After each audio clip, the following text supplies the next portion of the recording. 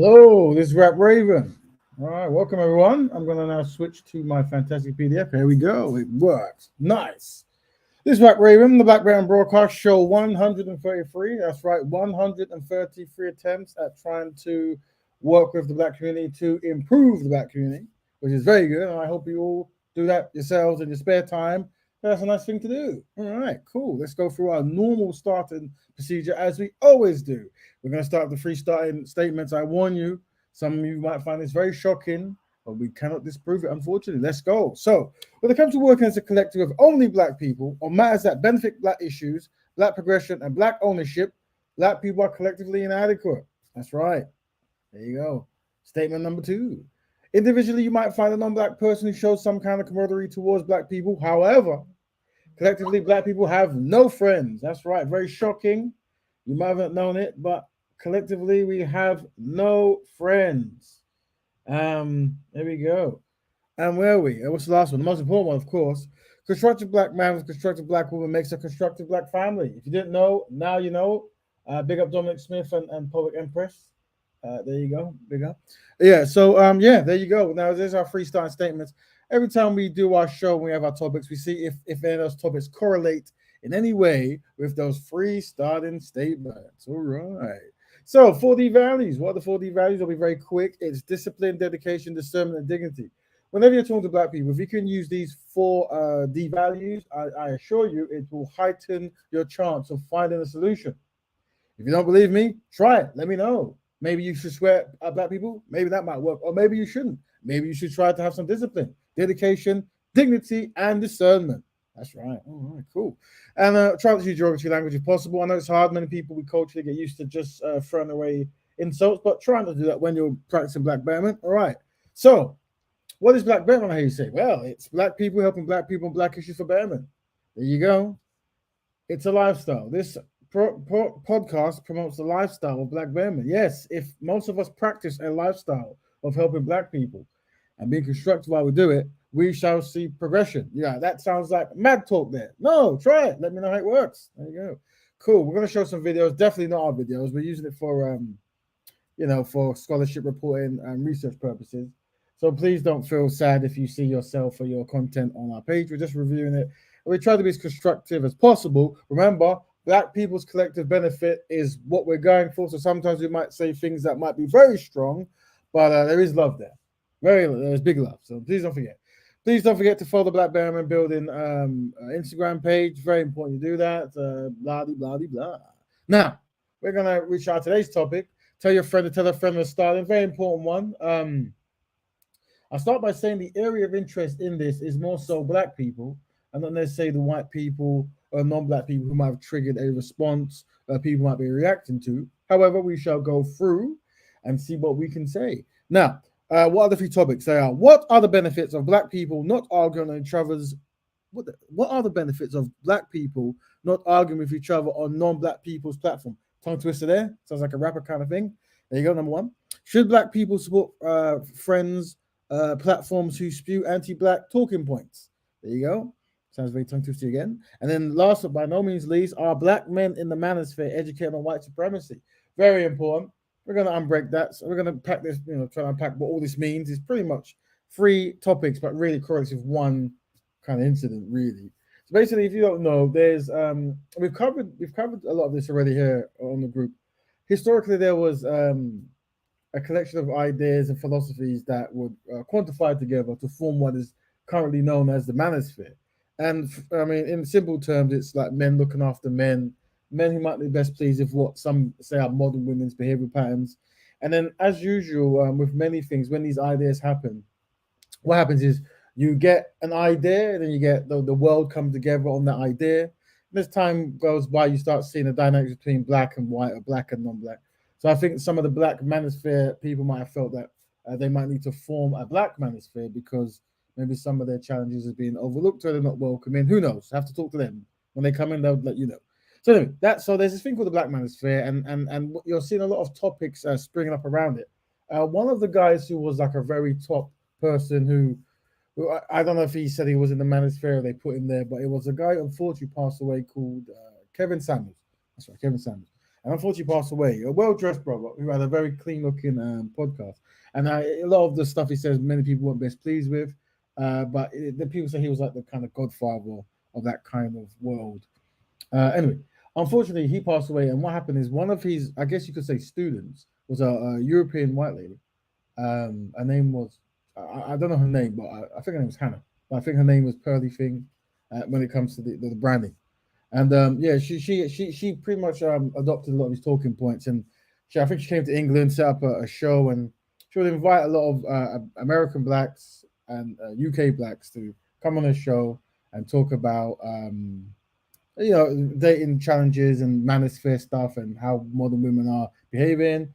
And even though it wasn't a black show and she's not a black woman, it had a high content of black people. I guess that's just the marketing she went for. Who knows? Or maybe that's the people she was connected with. Who knows? Anyway, that's what it was. So anyway, so not too long ago, she had a show, and basically she invites black people on to give their opinion, and she did a whole lot of stuff. She had a show recently where an identified white supremacist was on a show, and he was on there, and a lot of people weren't best pleased, and I think the way she was interacting with him, they weren't best pleased. And I think a lot of black people always think that, this is a white woman, we give you our content, you should be our friend, or you should know better, or you should maybe approach from a different kind of way. And maybe she didn't, and black people weren't best pleased. So what we're going to do, we're going to play some videos out there in the world of the reaction to this, and then we'll unpack it, and we'll talk about it. And let me find that. Don't feel free. You have to jump in now. While we review certain things, you can be waiting in the wing and whatever. If you wish to speak, you're always welcome. This show is a community show, so people are welcome to jump in. So we're going to listen to maybe a few minutes of a brother named Jason Black from the States. He runs a show called The Business, but I remember he used to run another show called The Black Authority. I think it's still going. A lot of these shows get shut down, unfortunately. So he's talking about, and it's something that we have to really learn. And as you know, the Betterment Broadcast promotes black people and black people. So they really our philosophies mean that it's all inward fixing. So there's no need for non-black people. But that's also part of a code of, if you don't have non-black people like directly in your circles, then you won't never have to educate them on certain things, and also you won't necessarily be harmed when white supremacy is practiced or anti-black racism is practiced. These are kind of the concepts of black betterment. That's why it's black people helping black people and black issues. Very handy, trust me. I know it sounds odd and very ridiculous, but it does work. But we're going to listen to what this brother says, and then we're going to stop and start and intertwine certain stories. And this will then highlight our 3 questions of the theme today. Let's go, go, go. Program is going to be a flamethrower. You've been forewarned. Well, I've been spending all this time telling people about integrity and why that matters, and it seems a lot of folks are just used to letting snakes snuggle up right next to them here. And now exactly what I predicted it was going to occur the whole damn time has come to pass. I warned everyone a long time ago about some of these carpetbaggers and culture vultures. I even said, you know what, if some of these Kevin Samuels listeners who have spent their whole time sitting up here with no integrity, you're going to turn around and they're going to be led by a white woman one day. And sure enough, that's come to pass too.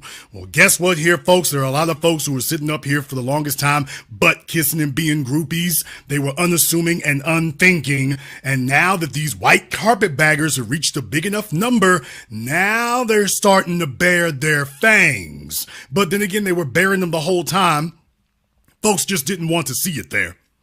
And now they've decided to trot out a format change. So they built their audiences, ostensibly speaking, to and about black and black issues and black culture. But now that they want a format change, it's 180 degrees diametrically opposed to where they started. And a lot of folks who've been lapping up behind them like dogs are looking pretty foolish right now. So where am I going to start with this here? Well, first and foremost, I'm going to start with everyone's favorite new sycophantic interloper, Just Pearly Things here. And some of you are fans, unthinking individuals in your own right. And that's okay, because we're here to hurt your feelings in that regard, because you fell for it. Now, for those of you who are not familiar with Just Pearly Things, she basically is a little white girl who made very few bones about the fact that she just saw this as something she could make money off of, and she has been an interloper into it ever since. She has no connection to black people of the black street whatsoever. I warned people about this from day one, and a bunch of folks tried to ignore that. I'm going to come to Adam in just a few moments. So for those of you who came here for Adam No Jumper, I'm going to get to No Jumper here in just a little bit. But I haven't heard nearly as many people say as much about just pearly things recently. Because while everyone is talking about how Adam and No Jumper were sitting there talking to Richard Spencer, I didn't hear too many people here talking about how Just Pearly Things did an interview a couple of weeks ago with Nick Fuentes. Now, for those of you who are not familiar with the alt-right, or if you're so brain-numbed that you don't remember the alt-right riot in Charlottesville, Virginia, then you don't know that Nick Fuentes is one of the notorious right-wing white supremacist personalities who was there. And Just Pearly Things felt like, well, this would be a wonderful person for her after all this time and all these years. All of a sudden, she wants to hold an interview with him. Not a debate, an interview. So I decided to go ahead. Very important to understand that, the nuances, because sometimes it's very hard to come out and call someone a racist or a white supremacist and this kind of stuff, or have these tendencies. But sometimes how a person reacts to certain persons might show which way they're leaning. And this is simple for black people to know. Usually when there's controversial people, you wouldn't necessarily do an interview. It more be like a debate and challenge. Also, the lady in question is connected to a lot of black people. And some of them are not best pleased that she's talking to such a person, but let's kind of listen. Didn't do the work of the media here, and I checked it out for myself. And let me tell you, yeah, they did exactly what you all are afraid of, what you'd be thinking about. What I want to do here is I want to start with Charlottesville, by the way. Let's go ahead and just start there because maybe Jason's making things up. But she asked him about his credentials and why he is so controversial. And listen to what they say about Charlottesville. Well, the rest. No, I don't even remember. So what happened? Someone died, didn't it? Yeah, this woman died, and there's a lot. It's very contentious what exactly happened there because there was a shooting. Is that what happened? No, she got ran over by a car. Oh, okay, it's a Charlottesville shooting, but yeah, on here. But okay, she got ran over by a car, and that was who ran her over. This guy who was with this group called Vanguard America. His name was James Alex Fields, and her name was Heather Heyer. I know, I did a documentary about it. Did you see how dismissive that was? And by the way, this sets the tone for Just Pearly Things. She spends this entire time acting like a dumb ditzy blonde. She's gonna pretend that she doesn't know anything about any of this. But throughout the interview, she's gonna keep snitching on herself and making it clear how much she knows. So she's going to spend the whole time pretending that she doesn't know anything about Nick Fuentes, even though you asked him to be on your program. She's going to pretend she doesn't know anything about the alt-right, anything about anti-Semitism, anything about white supremacy. And then periodically she's going to switch up when she forgets herself or he says something that she can't resist commenting on. And then all of a sudden she going to start letting the real thing come out. So I want you all to understand that going forward, she starts letting the real thing come out. And they're talking about Charlottesville, and she's acting like she doesn't know what happened there. She's not sure what occurred. Now, when it goes on here, he's talking to her about Israel and Palestine, and she goes on the ditzy blonde routine again. It's really kind of embarrassing, but she does it. And then starts telling on herself. Issue. And so they blacklisted me. They cut me off. Then they went out everywhere to Media Matters, which is this left-wing hit piece bill. And they started sending clips from my show and saying, this guy's a Nazi, do hit pieces on him, called my boss, try to get me fired. So tell me the Israel issue, because just for the average person isn't going to know what you're talking about. Sure. And I sure don't. So yeah. Well, now, did you hear that? So she tells on herself there. Tell about the Israel issue because the average person isn't going to know. Oh, and I certainly don't know. Now, for those of you who've been following this and been following me all this time, you recognize hardcore white supremacist strategy when you see it. You recognize hardcore white supremacist strategy when you see this. So she's barely being subtle anymore because she knows the points that she wants to make. So she's trying to tiptoe around it and tiptoe through it, but she keeps telling on herself. That I was like, yeah, okay. But then I started to... And wait, just sorry to break it down a little. Israel versus Palestine, you're saying that there's like a war there going on? Yeah. Now, she doesn't know about the conflict between the Israelis and the Palestinians, and yet she's engaging in a conversation specifically asking about the Israelis and the Palestinians. This is insulting to people's intelligence. She wants him to do all the heavy lifting so she can say, oh, I didn't say this. I mean, he was the one who said it. I didn't say this. Not me. Now, for those of you who may be thinking, well, Jason, this is about Jewish people in Israel and Palestine. What's that got to do with us? This is where dumb people here make their mistakes. This is where dumb people make their... Welcome all. If you're just joining now, we're listening to a show called The Business, speaking with Jason Black. He's making his case study on a lady known as Just Pearly Things. Welcome, Darth Reeve. Is that Darth Reeve? I can see it there. Reven? Reven, there you go. My eyesight's bad. Welcome to the show. How you doing, mate? Black Betterment TV. That's right. Welcome. So what we're doing, if you're new, we're reviewing a pearly lady called Just Pearly Things, and she hired many black people on her podcasts or shows, and unfortunately something's happened where black people are not best pleased because of the comments she said and the guests she had on her show, and we're just unpacking it and seeing if there's lessons that can be learned from it. Well, you see, it depends on how you adjust it, right? So me, I've been on the conscious movement for a while and all that stuff, and I'm quite aware enough not to take too much in seriousness into this review.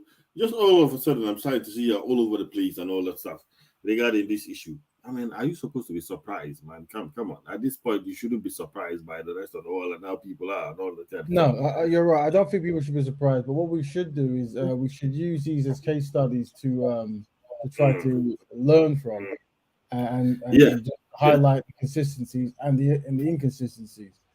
Because ultimately, the idea is to be self-sufficient, and this is one of the reasons why. Yeah, it's like Mr. IC3 Black said. Like sometimes it's like a psyop or something. Like you get these kind of people, you get that get them into people and get them to infiltrate the space and all that stuff.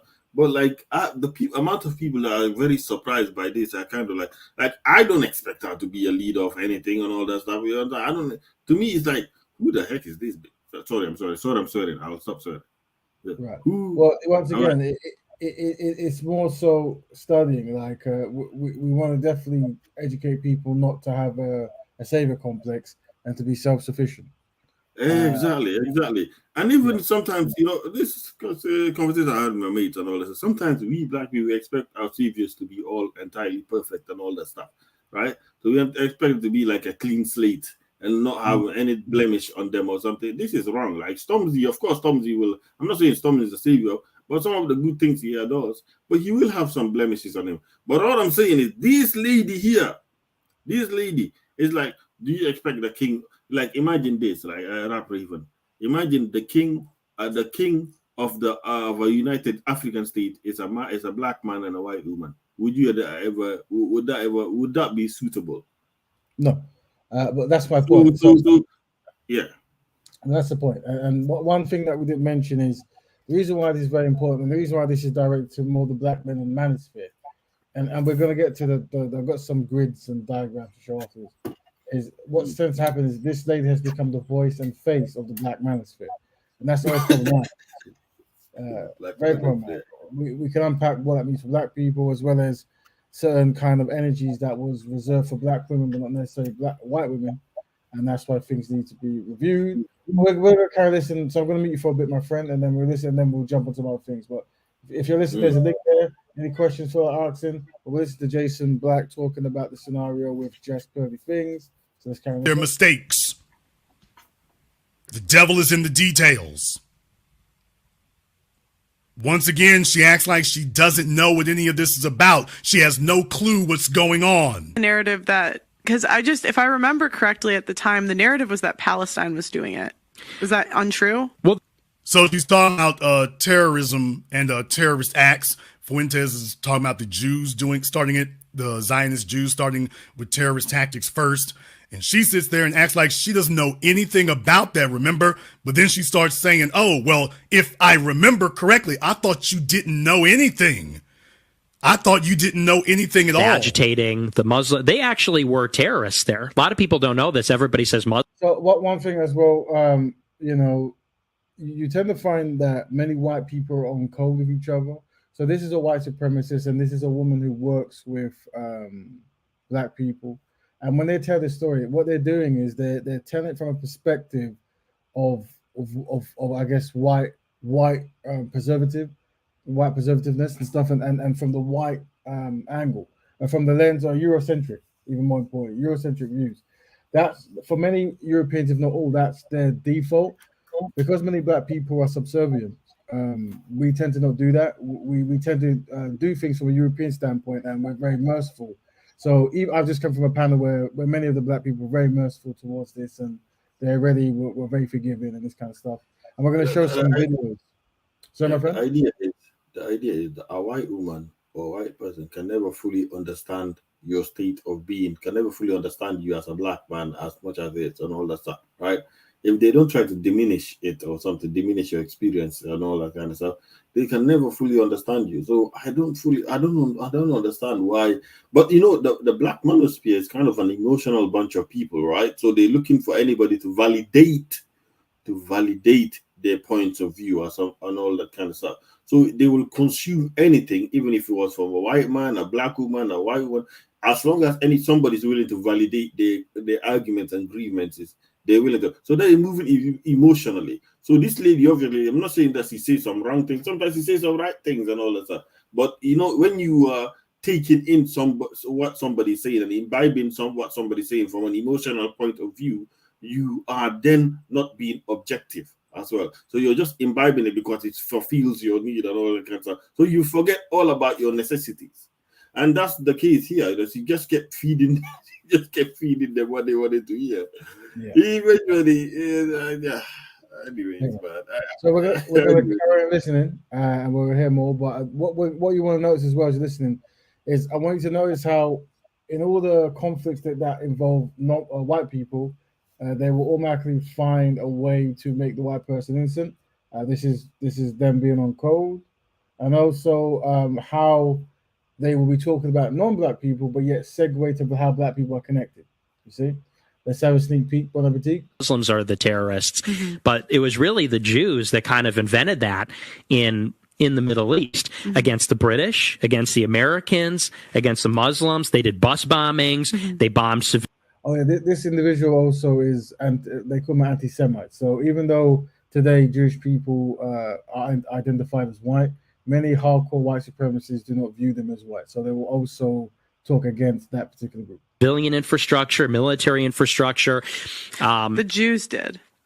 Okay. The Zionist settlers. Why is the narrative that, because if I remember correctly at the time, the narrative was that Palestine was doing it. Is that untrue? Well, they do it now. Oh. I thought she didn't know anything. I thought Just Pearly Things didn't know anything. She just said a few moments ago, I don't know anything. Can you tell me what's going on? Because I don't know. So just remember, she's cutting her teeth on this about Jewish people. You know full well is going to get around the black folk before it's over. It's going to get around the black people before it's over. Well, Jason, how can you say that? How can you say that? So anybody trying to defend her tonight, you're going to look every type of candy-coated flavor as stupid there is. I suggest you fall back or don't. Then he goes here, and I want you to listen to now. This is going to be a little bit longer, but you're going to hear him mention a name that you're all going to recognize, and take a look at how Just Pearly Things, your good white down sister girl invited to the barbecue square friend, take a look, listen to how she responds to it. Which, you know, again, maybe you disagree with the sentiment, but it's consistent. It's like if you believe in America first, obviously, if you have allegiance to some other country, there's like a fundamental contradiction. Ben Shapiro quote tweeted that and said, the surest sign of anti-Semitism is to accuse a Jewish person. Yeah. He called you an Ben? Yeah. I love Ben Shapiro. Ben! Yeah. Why would you do that? That's like a feminist. That's the same argument the feminist. Ben! Oh, I love Ben Shapiro! Let's do an analysis of her from here. Yeah, I'm just gonna let me see if I get to All of the time sitting up here defending this. And to say, Do an analysis if from you her ask from her about that Yeah. from America. Yeah. Yeah. And, and there's economic arguments, and we could go there for a minute. I agree. Her, now you know she means black, Didn't work. complaining, you look like stone cold asses today. You look like stone cold asses. Well, Jason, some of you now, some of y'all are on extra strength, spicy coon. And to say, Didn't work harder than So wait a bit where she's talking about Africans work harder than African Americans. the people that are from America. So in my head, it's like, wouldn't it help us economically if we had more, like, if they had a certain like mindset in order? well, I told you were going to get your hearts and your feelings and your souls broken. There's no way you can defend her now and sit up here and say you cool with it. She just outright told you, well, they work harder than people. Now you know she means black. I like my African immigrants. So one issue is she refers to African because she hires a lot of African people, and she refers to them as my Africans, and this is causing a lot of Mm-hmm. So we're going to skip all this. If you just type Jason Black, Let me say something about this. Yeah. Go ahead. You see some of these white people. They sometimes they know how to play the game and how to, no matter how liberal they can be, they know how to kowtow to the narrative being pointed out, or how to attune themselves to the right wing and how to be careful and all that kind of stuff. Like she's saying some kind of liberal stuff, but at the same time, she doesn't want to be shunned by the right wing and all that stuff. So she's appealing to both sides and all that kind of stuff. Well, so she doesn't really have a place to stand on. She's married to a Nigerian guy, you know what I mean? But at the same time, she don't want to be shunned by the white community. So she has to be careful what she says, and she has to, you understand me? So to me, I just see that she doesn't stand at any place. In fact, I consider her to be an enemy, all that kind of stuff, because she doesn't fully have a place she stands on. You know what I mean? Or the one place she stands on, one she's just making money from somewhere, and another part she doesn't want to scare. She doesn't want to scare. You know what I mean? She doesn't want to rattle the feathers. So she's a flippancy type of person. I'm not. You know what I mean?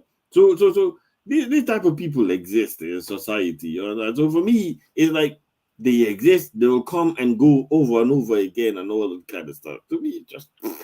I hear that. So, family, what's happening at the moment is I've got some other videos, but before we get there, I'm just going to break down on the screen, if you have a screen. I'm going to break down like certain people who talk... Rap Raven, where you come from, Rap Raven? Where you come from? I'm based in the UK, Caribbean in the UK. Based in London, is it? That's right. I remember you kicked me out of your show before because I was using a lot of cuss words and all that stuff. Yeah, well, I'm glad that today we try to be as constructive as possible and we try to help black people. So if you cannot use cuss words, that'll be very constructive. Thank you. So what we're looking at today is in the manosphere, this idea. There's people who speak on it topic-wise, and I've put down people on one side from the UK and one side from the US. And what we do is we've got another side. You say we've got Kevin Samuels, and what you see on the screen is subscribers. So Just Probably Things at the moment has 1,380,000 subscribers. So she is probably one of the most popular ones that I can see, but she's relatively new. Kevin Samuels was someone who was seen as the godfather of this kind of ideology movement, and he had 1,720,000, but unfortunately passed. So when he passed, there was a void, and shook the void. Now, when we look here, we look that there are many African American and black people who talk similar talking points, but for one reason, they're not really nowhere near as because he's white. Yeah, because he's white. We definitely understand. No, we understand, and that's a good point.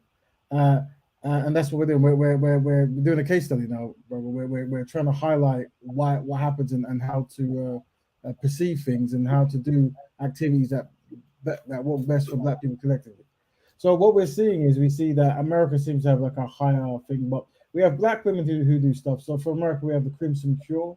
I think that's a covered up sister who talks very directly to Black women. And then there's another lady called Marilyn King, and she's probably one of the most popular. And in the UK, there's a lady called Jessica Rex and Auntie Jenny, who's relatively new and has got most of her fame, as she has said. I spoke to her today from Just Pearly Things. She's a big fan of Just Pearly Things, and what we're finding is many of the people in America, when some of this stuff came out and people were calling her racist, all of the connections in America disconnected from her. While the UK, they were all sticking for her and riding for her. Some people say there was reasons for that. So we're going to listen to Sarah Garvey. He was one of the first Black people to co-sign her.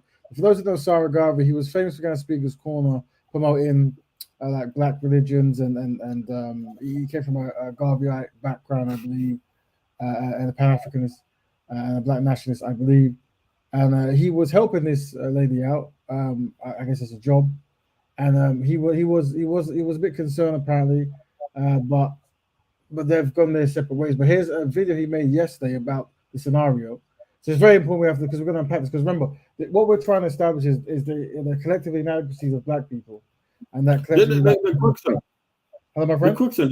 the question here is, why is it that many people were doing the same show after Kevin Samuel was gone? Many people having the same talking points, but she blew up the most. That is a very poignant point to point out. Why did she blow up after many others were doing the same thing as Kevin Samuel, especially in the Black community and all that stuff? That's what we want to establish here and all that stuff. You understand? Yeah. So good point, my friend. And so what it is this is what we're trying to highlight. We're trying to highlight, how are Black people networking, but even the whole manosphere thing in general, it needs to be unpacked. Like, what kind of code of conduct are you putting through to better the community, rather than just this kind of harsh kind of narrative towards women or Black women? I know there's more deeper than that, but we can unpack that. But anyway, let's watch the video first, and then let's see what. So, real life. Before we even get started, let's skip all this intro, whatever. Let's go right here. All right. 5 seconds, but there comes a time when we're all at a crossroad and have to make a decision.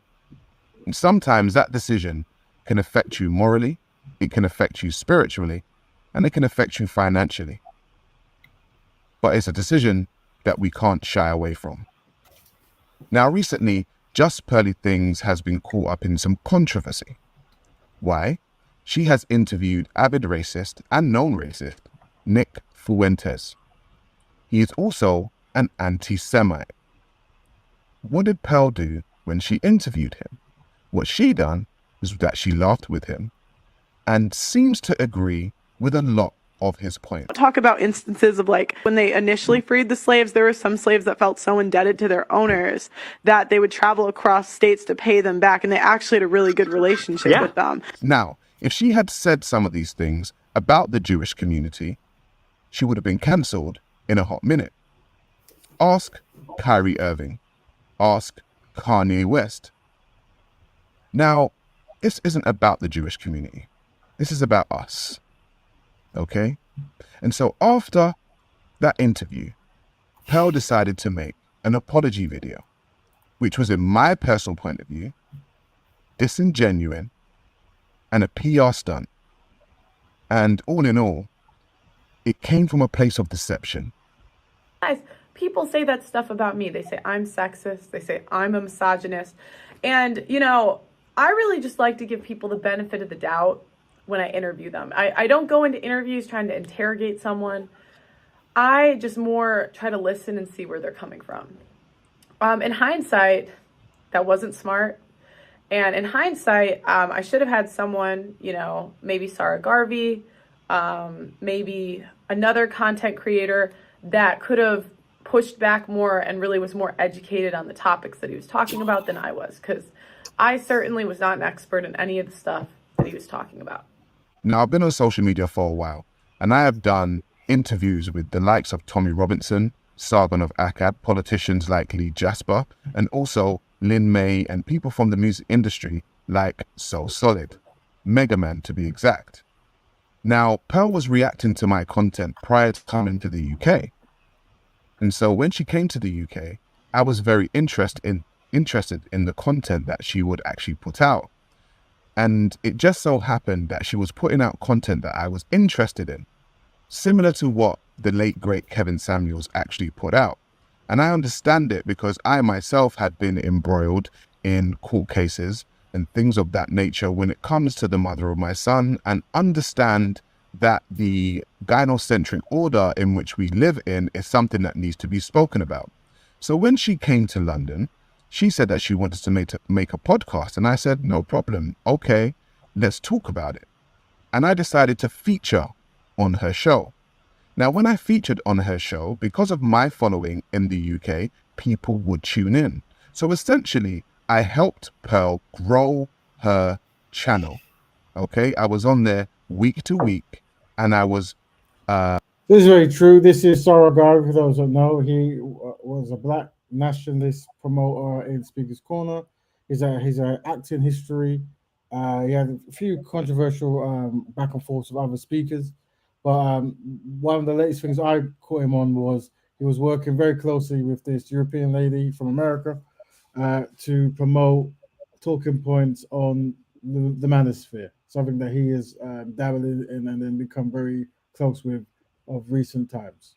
Working with her based on a fee. So the tragic death of Kevin Samuels happened, and there was a vacuum within the manosphere space. Who was it going to be filled by? It was actually filled by just Pearly Things along with other content creators. Now, I believe that the reason why this space was filled is because Kevin Samuels had a large following of black men. And these black men were essentially fed up with the way feminism had taken over their community, specifically their women. So when he died, there was a vacuum and a lot of black men looking for content like this. And it was filled by Pearl. And I believe that Pearl rose to fame because she herself was the opposite of what those men had been seeing. She was a white woman. She wasn't the types of women that they had been seeing. And essentially, she was regurgitating Kevin Samuels' content. So I began working with Pearl. And from the beginning, I started to think that maybe this girl has a colonial mindset. Now, we all know that we don't want to be paranoid. So I kept... Very important. He said he's working for a European lady and he felt that she had a colonial mindset. So those answers up there. If, I'm just going to mute you, bro, while you listen to your catchy music. Hold on. I'm just going to mute you. Yeah, there you go. Yeah, so what was happening is that he suspected that she might have a colonial mindset. And one thing I will say to you is the Black Betterment Broadcast, what we promote is inward solution stuff. So you're always working with black people as many times as possible to minimize someone who might be an anti-black racist or might have tendencies that they've picked up through their cultural norms, and they might, directly impact you in a negative way.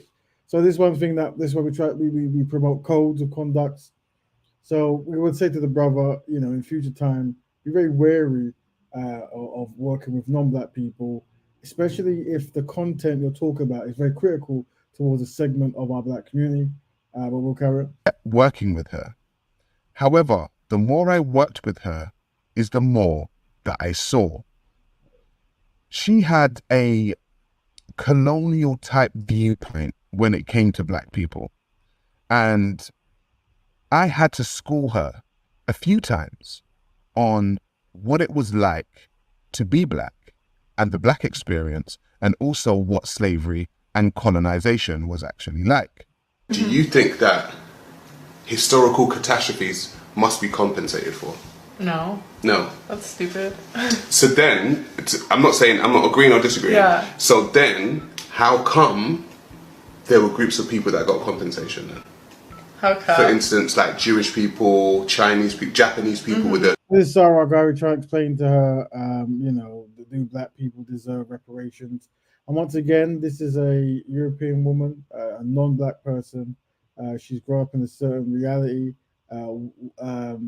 She doesn't need to care about that reparations. And also, if black people of any persuasion get reparations, she will benefit less because she will feel like she's losing. Remember, you look at things like Ukraine, when Ukrainians get given money from America to have bombs and this kind of stuff for their war, no one says much. But when they discuss reparations for black people, hullabaloo, challenge. So yeah, this is white people being on code, and unfortunately, when black people aren't synchronized with each other, then this happens. And this concept of explaining to white people what racism is, you do as a black person, you just read Neely Fuller. And it's very important you read some of his books. He'll tell you that you as a black person don't tell white people about racism. They tell you because, unfortunately, historically, they are the masters of racism, you see, the masters. So they can tell you a thing or two. You can't tell them a thing or two. with the bombs, like there were groups of people who got compensated. I don't know. So it wasn't fair. What? Well, I'm talking about like when I think about group, I think about reparations.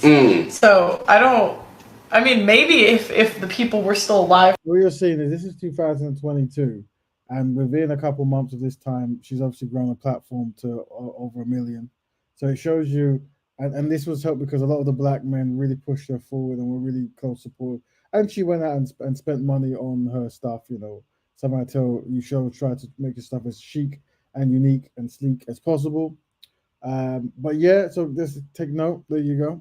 Today, like I don't know, maybe, but like when you said historical, I thought you meant like at the past, not the present. Yeah, so like in the past, so like people talk about slavery. So in the past, you know, the Holocaust happened. In the past, you know, the Japanese, but people got compensated for it. Yeah. There's a book, right, called How Europe Underdeveloped Africa. And when you read that book, you realize that the whole Industrial Revolution and stuff like that was started because of the colonization. And you just think, well, if you didn't do that, then you wouldn't be as successful. So what do you mean by the colonization? So the colonization of Africa, so both the people and the resources, right? There's a direct correlation between the colonization of Africa and the Industrial Revolution. Okay. And remember, this is a non-black woman, so she will not necessarily be connected or care to any plight you describe, and so like I said, you shouldn't be telling white people about racism. They should be telling you, because unfortunately they have mastered the art of it for many years. So with all the metals and the rubber and all this kind of stuff coming from Africa, it fueled the Industrial Revolution of the West. Wait, so you're saying like in Africa, when you say colonize, you're saying like did England come in and colonize? Yeah, like so European, France, Spain, Portugal, England. And they like enslaved Africans, and that's what you're saying. Okay. So they enslaved and at least colonized the continent. Okay. So when you colonize a continent and then you take ownership of the resources, you're able to gather those resources together and use them to your own benefit. Right. And so you gather those resources, use them to your own benefit and build up your economy, all the while messing up the economy of that actual country. So that video was filmed in 2022. And in that video, what you saw was me attempting to tell Pearl and show Pearl what colonization was like. How people went to another group of people and took their resources and took what was theirs and built their empire off of it. So when Pearl now plays like she doesn't know what colonization is and she doesn't know what slavery is, and she says these insensitive statements, in that video I actually attempted to give her a book. It was called How Europe Underdeveloped Africa. I've read it myself. She semi-dismissed that book. She kind of dismissed that book. And then she went on with herself to go and interview a man like Nick Fuentes. Pearl has Africans that work for her. Now, Nigeria has many issues. Now, the disparity in Nigeria has rich and poor people living just on the breadline. And Pearl has these types of people working for her. They edit her videos. They make her thumbnails. So look what I have here. Okay, he showed the video. These are two people who work with her. One is a Nigerian, and one is a UK-based Nigerian who's born here. The one on the right, we're gonna unpack him as well. I think King Rich, just because he's also been dragged into this, and his behavioral patterns we're gonna use as a case study, and we can start looking at how he's talking now as a case study. Is evidence to show how hard my Americans work.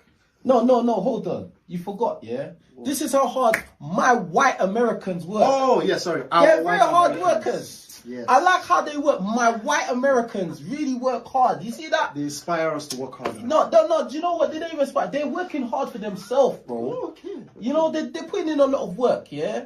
They put in a lot of work. My white Americans you guys should work hard. Yeah, you could. So Pearl has taken people on from Africa, which on the surface looks like a good thing. And I guess it is. Africans are being fed. They're taking money from her. They are feeding their family. Amazing. However, with a colonial mindset, this can be quite dangerous. And what happened during that interview with Nick Fuentes was that she used an age-old tactic that colonizers use, which was the divide and rule tactic. She pitted African Americans versus Africans when she spoke about how hard Africans work compared to how hard African Americans work. And she also used the term, my Africans. Much of what Pearl says is determined by her management, which she has said to me on many occasions that she shares with Candace Owens. So when you have a colonial mindset. So this brother, he's well educated. I know him personally. We spoke many times in Speaker's Corner days. And he's found out that this lady's managing team works for Candace Owens. They're the same.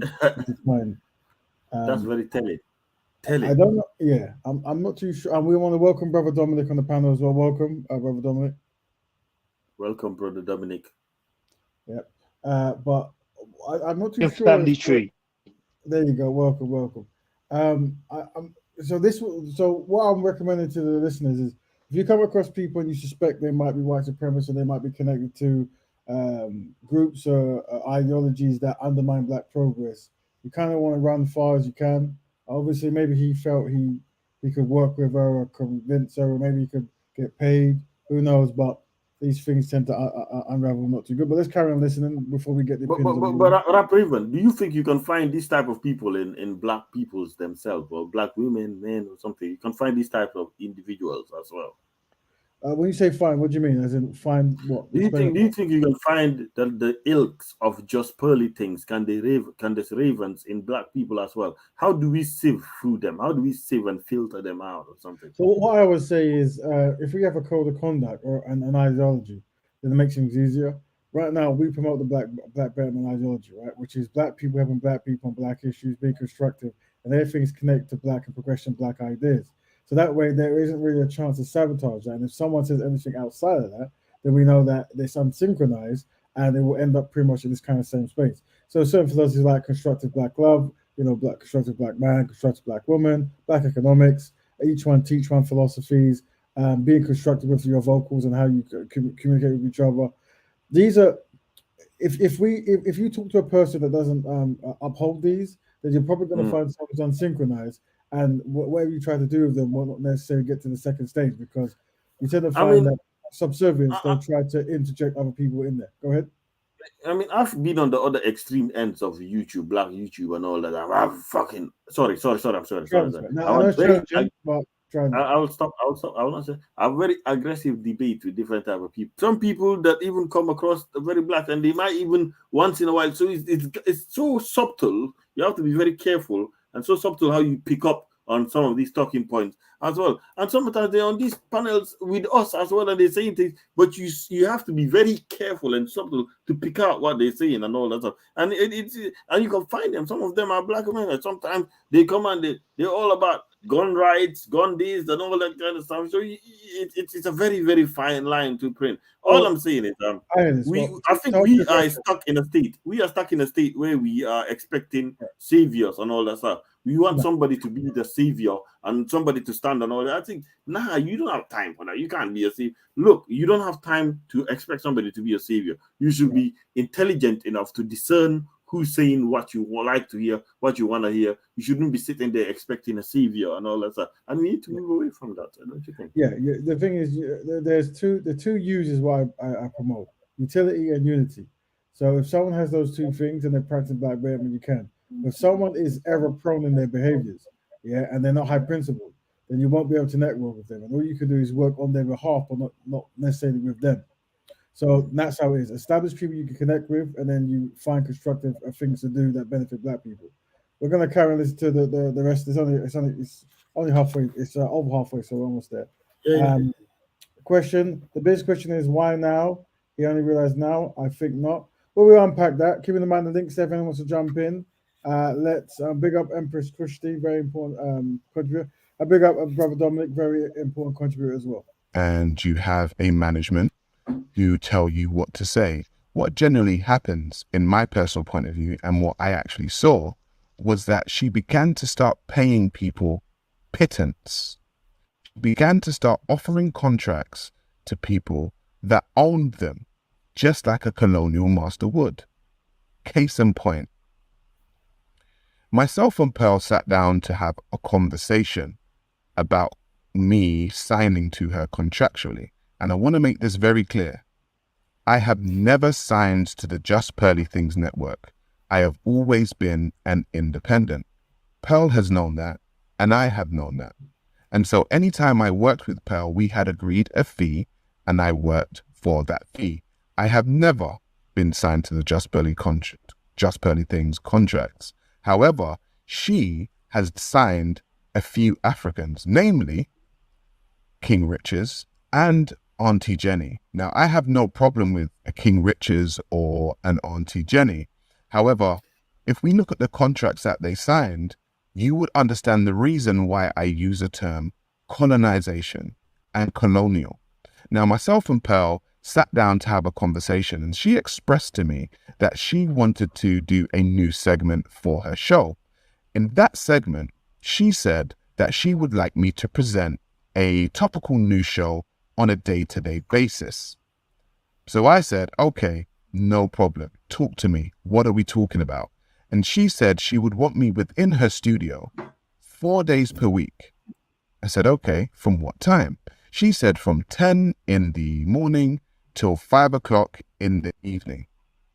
And I said, okay, well, that is 7 hours. I said, so working 4 to 5 days a week for 7 hours is essentially a day job. I said to her, okay, so what is my guaranteed fee at the end of the month? What is the salary? And she looks at me and she says, we do not do guarantees and we do not do salaries. So I said, so if you don't do guarantees and you don't do salaries, what is it that you actually do? And she said she does percentages.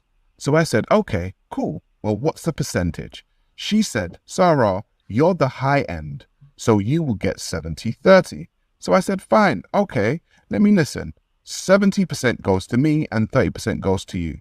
Now she looked at me and she said, no, 70% goes to me, Pearl, and 30% goes to me, Sarah Garvey. And that's when I started scratching my head. And I said, hang on a minute. So are you telling me that's a high-end contract for you? And she said, yes. And I said, so are you saying that Just Pearly Things Network has other people on low-end contracts? She said, yes. I said, King Richards and Auntie Jenny? She said, yes. I said, what's the low end? She said, it's 10 to 15%. So essentially, she could be owning 80% of the content, which is basically the monetized views on somebody's channel, and they only take home 15% of the money. She said yes. I said, Pearl, how long are these contracts for? She said 3 years. So I said, let me get this straight. You want to own me for 3 years to take 70% of my ad revenue, keep me in your studio from 10 o'clock in the morning till 5 o'clock in the evening for 4 to 5 days a week, and you are not guaranteeing me any money. I said respectfully, for what reason would I work for your company? She said, because we have a great studio and we have great lighting and we have great editors that will edit your stuff down. Now, I may be a lot of things, but I'm not an idiot. I may be cool, I may be calm, I may be collected, but I'm not a fool. And essentially, the colonial mindset of Pearl has people working on her quote-unquote plantation for absolute pittance, when a year ago, I suggested to her to look into exactly what colonization was, and she acted dumb. Guys, people say that stuff about me. They say I'm sexist. They say I'm a misogynist. And, you know, I really just like to give people the benefit of the doubt when I interview them. I don't go into interviews trying to interrogate someone. I just more try to listen and see where they're coming from. In hindsight, that wasn't smart. And in hindsight, I should have had someone, you know, maybe Sarah Garvey, maybe another content creator that could have pushed back more and really was more educated on the topics that he was talking about than I was, because I certainly was not an expert in any of the stuff that he was talking about. Now, I grew up in a time where there were brilliant R&B girl groups like TLC, and also brilliant R&B artists like Toni Braxton. They both sold millions and millions and millions of records, but they ended up broke. Why? Contracts. They were signed to contracts that did not favor them. And essentially, what Pearl is trying to do is come back in with the same contracts and do the exact same thing to the manosphere and do the exact same thing to the red pill community. Why? Because Kevin Samuels left a gap. So just to be clear, my area of interest actually isn't pearly things, whether she's a white supremacist, racist, or ignorant. I don't really concern myself with, because when you live by a certain code, you don't necessarily need to know or care, or even get in. Because what will happen is you'll go on many platforms and you'll spend 20 hours trying to convince someone that someone's a white supremacist, someone's not. And it goes in circles because subservience is very high in the black community, and they always try to defend, white people, unfortunately.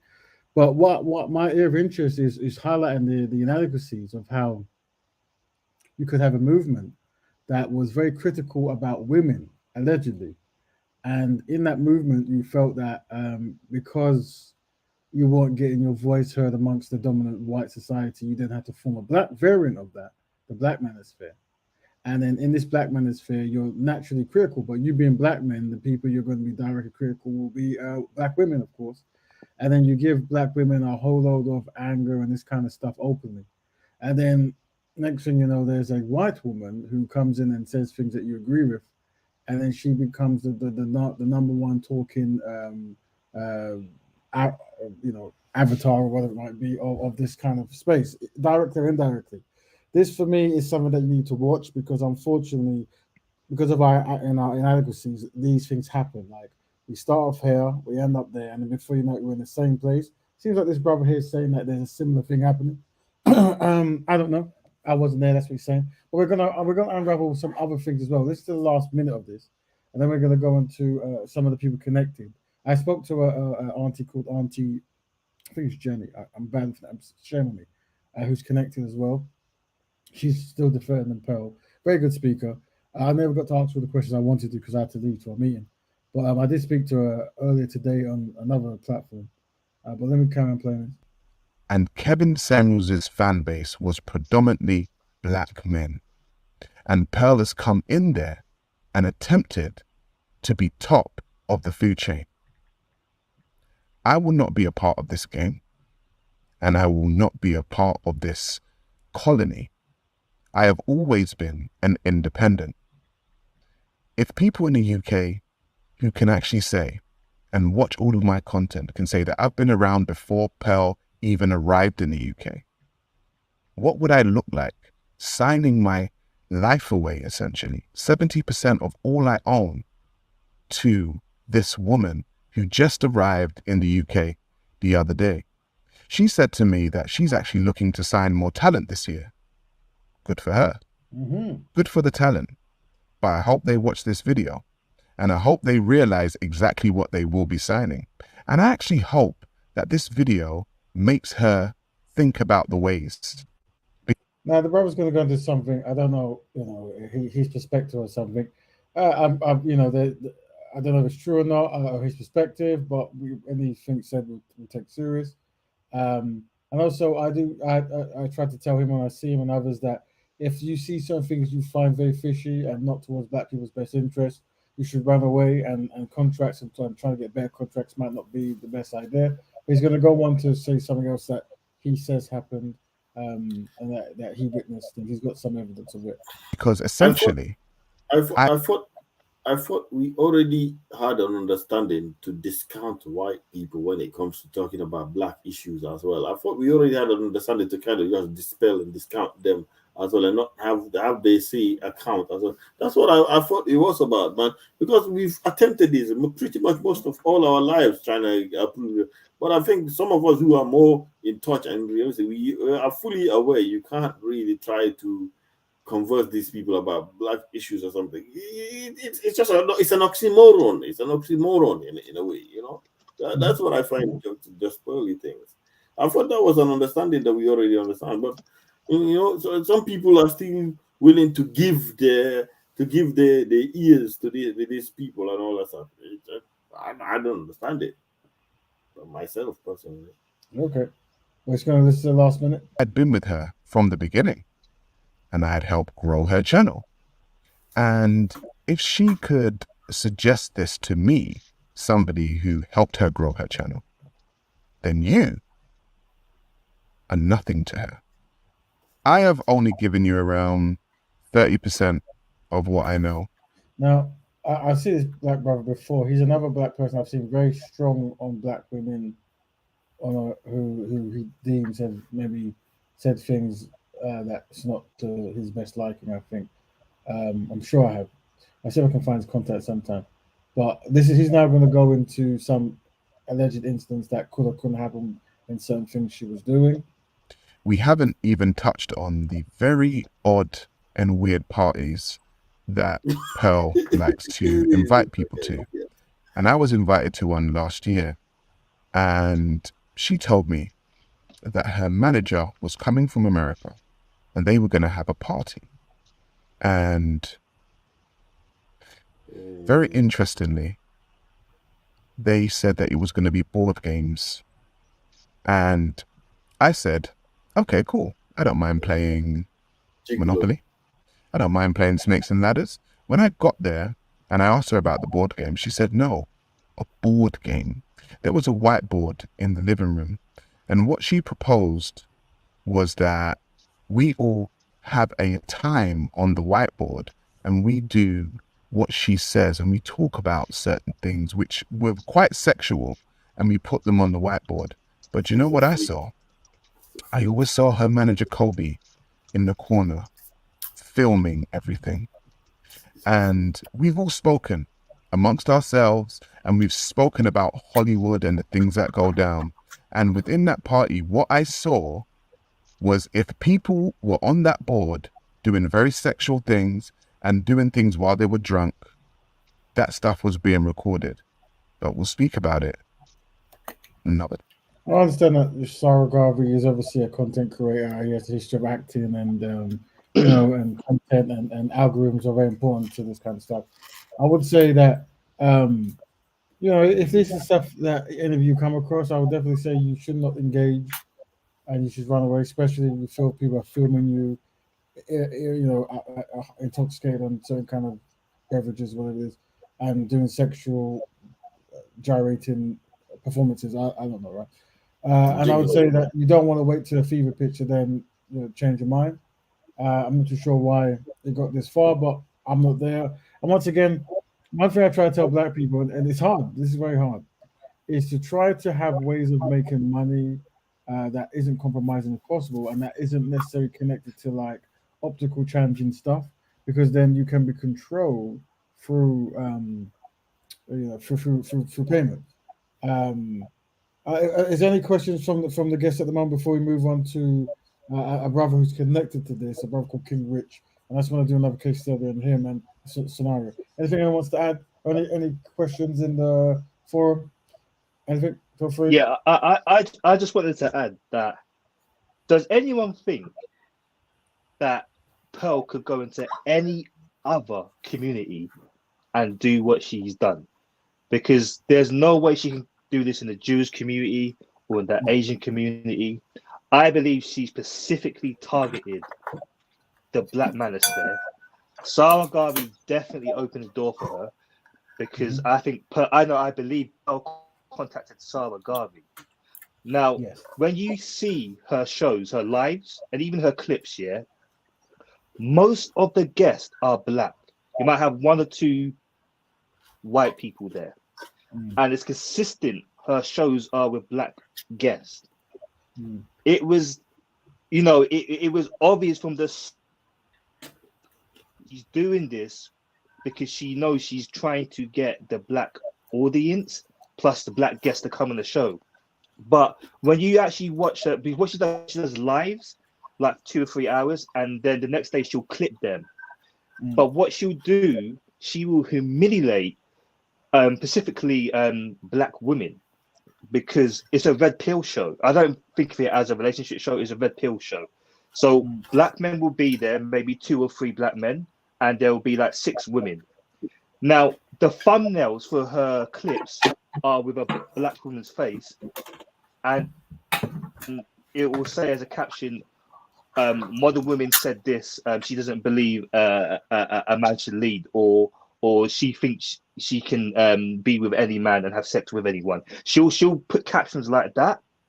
I don't understand why black women go in this show knowing what the content is to humiliate black people, especially black women, because it's in her channel. You can see it. If you go on her channel right now, I put £1 million. You go on her channel right now, look at the thumbnails. It says it all. Let me have a say and all of that. I personally think she's a freak and a sexual deviant. I think she's a freak and sexual deviant. That's my opinion. In any way, she's a bit messed up in the head and all. She likes to play with this kind of. No. She's a freak. I can tell. Sexual deviant freak. She likes to play with different types of things and all that kind of stuff. You know what I mean? So obviously she's playing both sides of the game and all that stuff. She doesn't want to push off the extremely right or white wing and all that kind of stuff. She's cartoon. So she's a woman that's a flippancy. I don't really care about her and this topic, and I'm not fully committed to her on the topic and all that. I just used to see her on TikTok and all that stuff, and I was like, "Who the fuck is this girl?" Sorry. Well, I do say if brothers and sisters struggle to not use, this is my last thing. I'm gonna get out. So I struggle to see how she but a question was asked, why did she gain so much relevance in the black space? Obviously, you understand me? Because look, it's not because Jewish people wouldn't give her time of the day. Any community wouldn't give her the time of the day. But somehow the black manosphere and all that stuff gave her the time of the day and all that stuff. Why? Because she was a white lady telling them. There's a whole bunch of, I just don't know, man. It's a whole bunch of something. I just used to just go and scream and say, I discount anyone, because ever since I had a conversation about the George Floyd situation, I have got to see different type of thing, people defending the undefensible, and I came to conclude and say, I don't think you can really relate to some people about some topics and all that. So you're better off just leaving them and all that kind of stuff. Don't discuss some topics with certain people. You understand me? Because they can't understand you. They won't expect to understand you. You must ready yourself to defend how you be. You understand me? So this shouldn't be a surprise to us. She's a silly lady. I think she's a sexual freak. That's all I'm saying. Well, that's also welcome. Rap Raven, let me give you a big suck, man. Rap Raven, we got the same name, bro. You get me? There you go. Rap There you Raven, man, my guy, you're cool, bro. You're doing it. Yeah, you keep doing it. Black Betterment TV. Well, let's all be better. You know what I mean? So I fully salute that and all that stuff. Look, man, I'm just playing. I'm a serious guy. You know what I mean? But your channel, you're a funny guy, bro. I do enjoy you, Rap Raven. I do enjoy you, bro. Thank you, my friend. Yeah, I'll be having a good day. Peace. We're going to welcome everyone to Empress Kush. Empress Kush, welcome to the panel. We'll give her time. Maybe she's cleaning or doing something else. But so yeah, we hit the end of. Oh, I think did it jump? No, it jumped. Guys, am I still here? Hopefully, I'm still live. Excellent. So some of our guests have lost, but when they come back, just click on the link. You can enter again. So what we're gonna do now is click back here. Let me show you the diagram. So look, we were saying that this is the UK. This is the UK manosphere talkers and red pill talkers. You see Sarah Garvey, King Richards, Jessica X, Auntie Jenny. There's many more, but these are the ones who were kind of connected and this kind of stuff. And then in the US, you have the Crimson Cure, who, Mediocre Tutorials, and O'Shea, Duke Jackson, Melanie King. I think all the American ones who were connected at some point have disconnected, while the UK ones, apart from Sarah Garvey, haven't. Now, some people say it's because they're on contracts to that maybe they can't. So we're going to listen to King Rich. Well, listen to all of it. This because he's now doing a review of an American person who's disconnected from her. Again with another reaction video. Now, I came across a gentleman not too long ago, and he seemed to be very manosphere-esque and very heavy on black women who made mistakes, or women in general, but it tended to be black women who he seemed to be around more in shows, but generally women who would try to who identify as bosses and many other things. And I think also something that's happened is he's usually with the manosphere men, they don't like announcing their girlfriends because it kind of compromises a lot of their branding and this kind of stuff. But he's a black individual, and he's dating an Italian white woman, and he's announced this. I think it's like a public kind of romance that they make videos and this kind of stuff. Here's one video that he's released. I don't know if it's a response. I think what happened was one of the racists on the show made fun of the fact that he's a black man dating a white woman. And the Pearl was there, but I don't think she necessarily defended him at all. But then I don't know if this is a video as a response to that. We came out before. Who knows? Your girl, you should have treated. So let's rewind it. Oops, got your girl. You should have treated her right. Now she would have ripped, and she love it over here. Yeah, I love it over here. Looks like that kind of like role play that black and white people do on the internet to promote and black man, white woman. I do want to see is if there's any manosphere black person who gets a woman. It'll be interesting to see if any of those women are black and how they react because there seems to be a very strong attitude towards black women and how they behave. But with white women, I don't necessarily say I could be wrong, but maybe Pearl could be also qualified as a white woman. Didn't necessarily say a pushback. So let's see what he has to say towards this whole. Hey, big up to the old subscribers, new subscribers, big up to everyone, yeah. Do you know what's so mad? I've started this video and I haven't even put the headphones on, yeah. That's how crazy. Oh, I'm he did some work with. This is his girlfriend who's talking to the white supremacists, and because they're from the same country, I think she isn't best pleased. And then he had some choice words to say about Pearl as well. So we're going to react to it. I'm going to be very honest. I'm just going to tell it how it is. And that's it. Going to keep it very real. And a lot of you have been waiting for me to say something. So here it is. All right, let's get to the reaction first. All right, let's run it. I wish you luck. And, I don't. Wow. I really don't. I don't wish luck to racists. Oh, I'm not racist. Yes, you are. Yes, you are, Nick. She said something. Clearly, she's dating a black man, but she said, "I don't wish luck to racists." So the dynamics between Pearl and the white supremacist and this individual white supremacist is very different. But this could be triggered by the fact that she's now dating a person of African descent, a Nigerian, and obviously because this gentleman is does not support that and is openly against interracial dating, she isn't best pleased with him, so she's letting them know. Yeah, I am a little bit racist. And the Italians, we do not claim you. Oh, hey, the Italians don't claim you. You're the one dating a black guy. Let me say from the beginning, yeah, I am not a fan of Nick Fuentes. I'm not a fan of him. I think that he is a white supremacist. I think that he has some very Also, sadly, with black community, someone needs to stand up and shout, I'm a white supremacist. I hate black people. This is what people have to do to be identified as racist or a black supremacist, a white supremacist, sorry.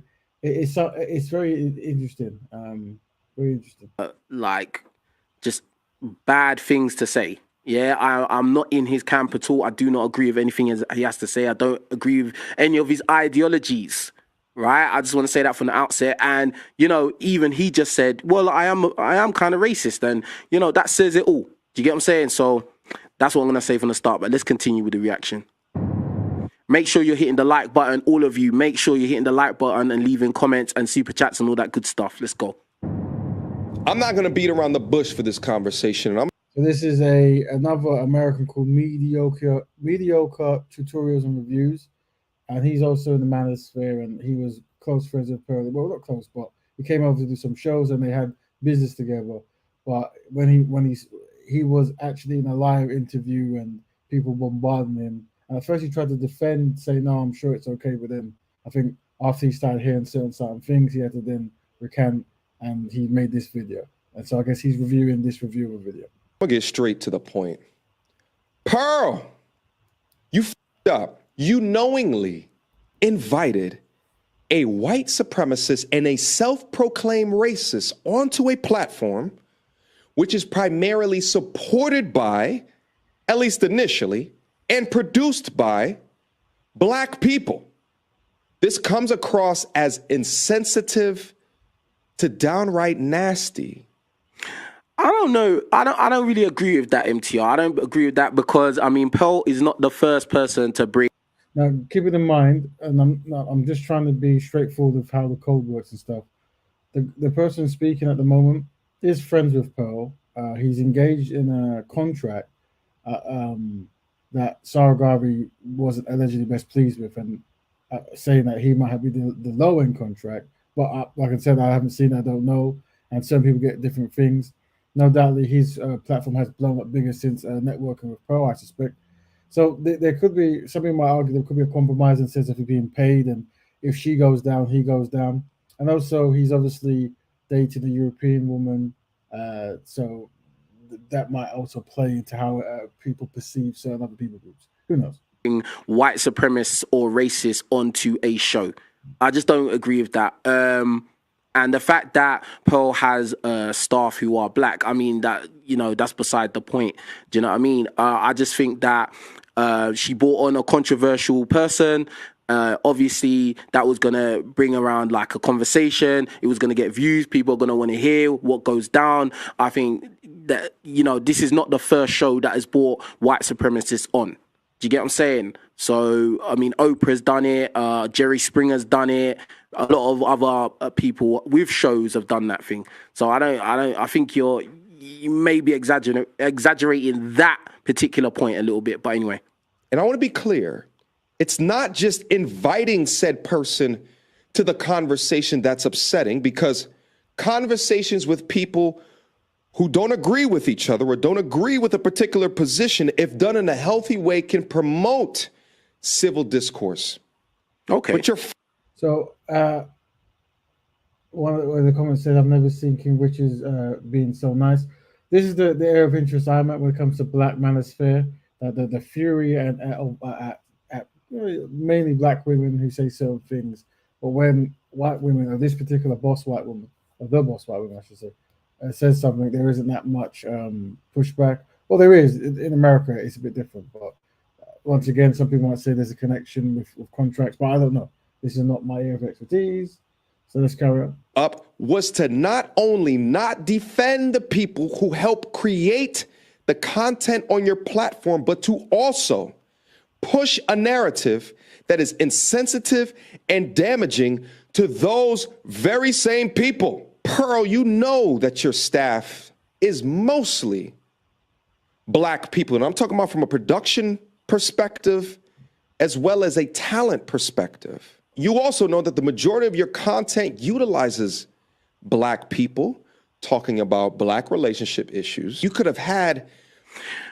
I'll say this from my own point of view. I've had my channel for many, many years before any of you even knew Just Pearly Things. Before I was working with her, I had a channel and I talked about, you know, racial issues and things of that nature, as well as, you know, the dating dynamics and, you know, men's self-improvement. So, you know, I just want to make that clear, because a lot of people, they're coming out and saying stuff along the lines of, oh, yeah, you can't say nothing because Pearl's your boss and blah, blah, blah. I've always been able to say what I want on my channel, and that is just being consistent and constant. So I just want to make that clear. Black people sitting in the same room with this person in order to combat some of the hellacious things that was coming out of his mouth, or to have a different perspective that would have lent itself well to demonstrate the respect for the people that watch your content and that you employ. I don't think that your platform would be as big as what it is today if it wasn't for the essential utilization of Black people, Black relationship topics, and Black talent. And the talent came from all over. When you include the likes of an Andrew Tate, all the way down to a Brittany Renner. And even from a content creator perspective, from me to a Melanie King, to a Sarah Garvey, to a King Riches, to an Auntie Jenny. So for those just unaware of what's been going on, Pearl has recently come under fire for these particular comments. I'm trying to get my Africans in America, my Africans. Oh gosh. I don't know why you had to do that, like that little, you know, rewind 3 times. Like, I mean, Brett, like, it sounds like you're trying to, you know, push a narrative with that, you know, and I kind of feel like that's a bit unfair, because you know Pearl personally. Do you get what I'm saying? Like, you know her personally. You've had conversations with her. You've got to know her, just as I've got to know her. You know she's not racist, bro. So, you know, I think that, you know, that little repeating little my Africans part, to me, that's a bit distasteful. So what you have to understand is a lot of these Black men in the manosphere, they develop kind of bro codes where they're never really critical about each other over any woman, and you know, and they network with each other, and they prop each other up and stuff. But now you're seeing a disagreement between one of them over a European lady, a white lady, and he's not best pleased that he's highlighted some of the racist rhetoric that this individual's done. And I found it very interesting. And remember, one of my goals is to show the collective inadequacies of our collective group, our people group, and how we seem to always get it wrong. And no matter where we end up, we always seem to end up at the bottom of a non-Black person, you see.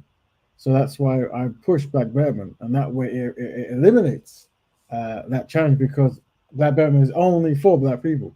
But let's carry on listening. But, you know, let's keep going.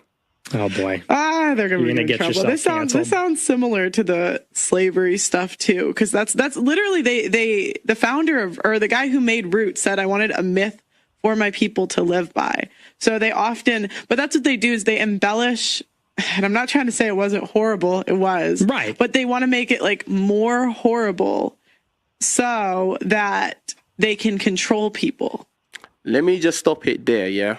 And I'm going to be very honest, like, and I've told Pearl, and I checked Pearl on that myself, like, the next day. I was just like, that was a really, like, poor choice of words, I think. You know, it's, so when you watch the brother and he's talking to a woman who says she's a boss, Black woman, or whatever, or just a boss woman in general, there is fury, there is, what are you talking about? There's, you know, all this kind of stuff. But on that one, it's a poor choice of words, and, you know, you rethink it kind of stuff. And this stuff that we have to really check, you know, really check. You know, I think when it comes to racism and these kinds of things, I think we're very easy on people. When you talk to a lot of roadmen, they have codes of conduct, you know, if they see a person not that this brother's a roadman, but we use this analogy. If they see a person talk to the police twice and they come out of the police car and they're smiling, they'll label the guy a snitch and they'll never work with him ever again in their world. But in the world of being black and racism, white supremacy, and anti-black racism, poor choices, bit of mistakes. And this is what I'm saying. It's something that we should be reviewing, but let's carry on listening. That she didn't really understand that, yeah, you are saying that slavery was horrible, but when you say embellish, it kind of makes it out to be like it wasn't as bad as people think it is. And she understands that it was bad. Do you get what I'm saying? She said it was horrible, but when you add the embellish part, it just it comes across as sour.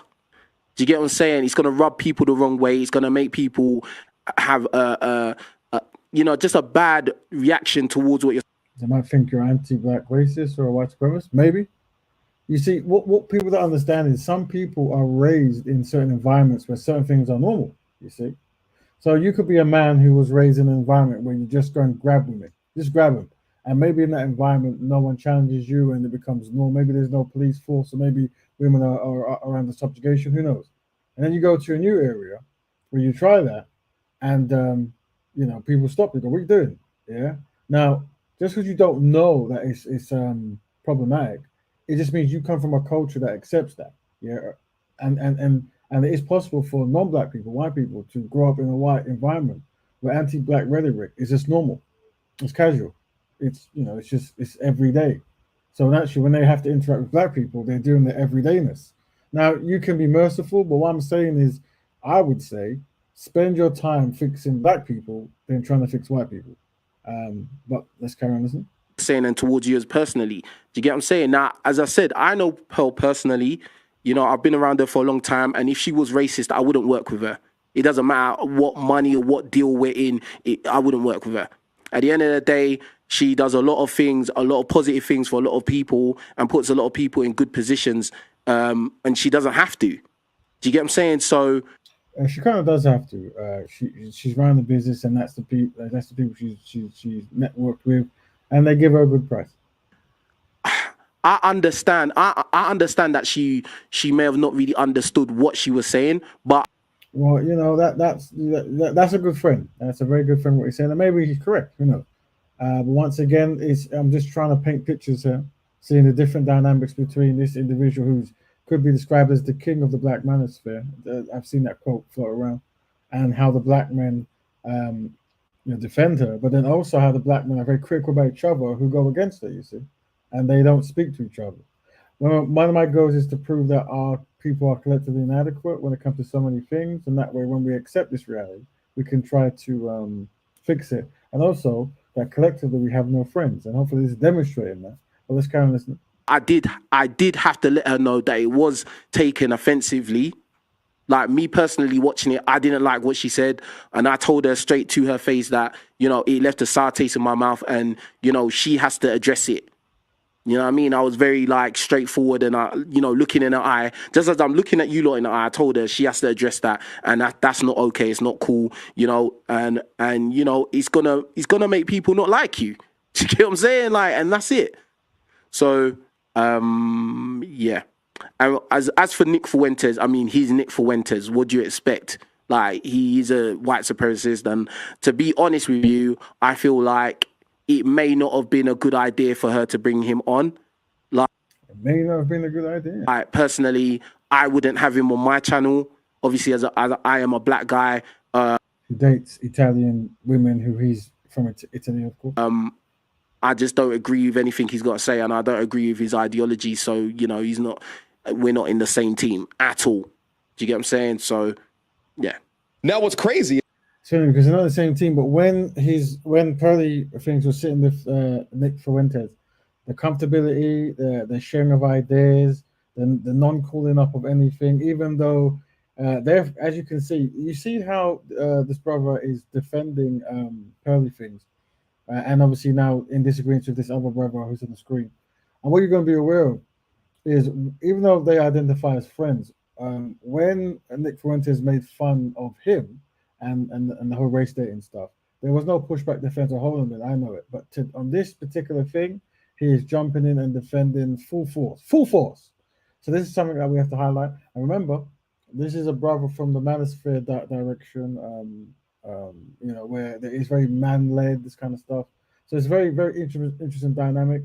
Once again, there's a lot of things I don't know behind the scene. I'm sure if the brother would say he could explain, but we're just using the case study to highlight Black people's collective inadequacies. Let's go. Oh, has he joined? Yeah, it's joined. There we go.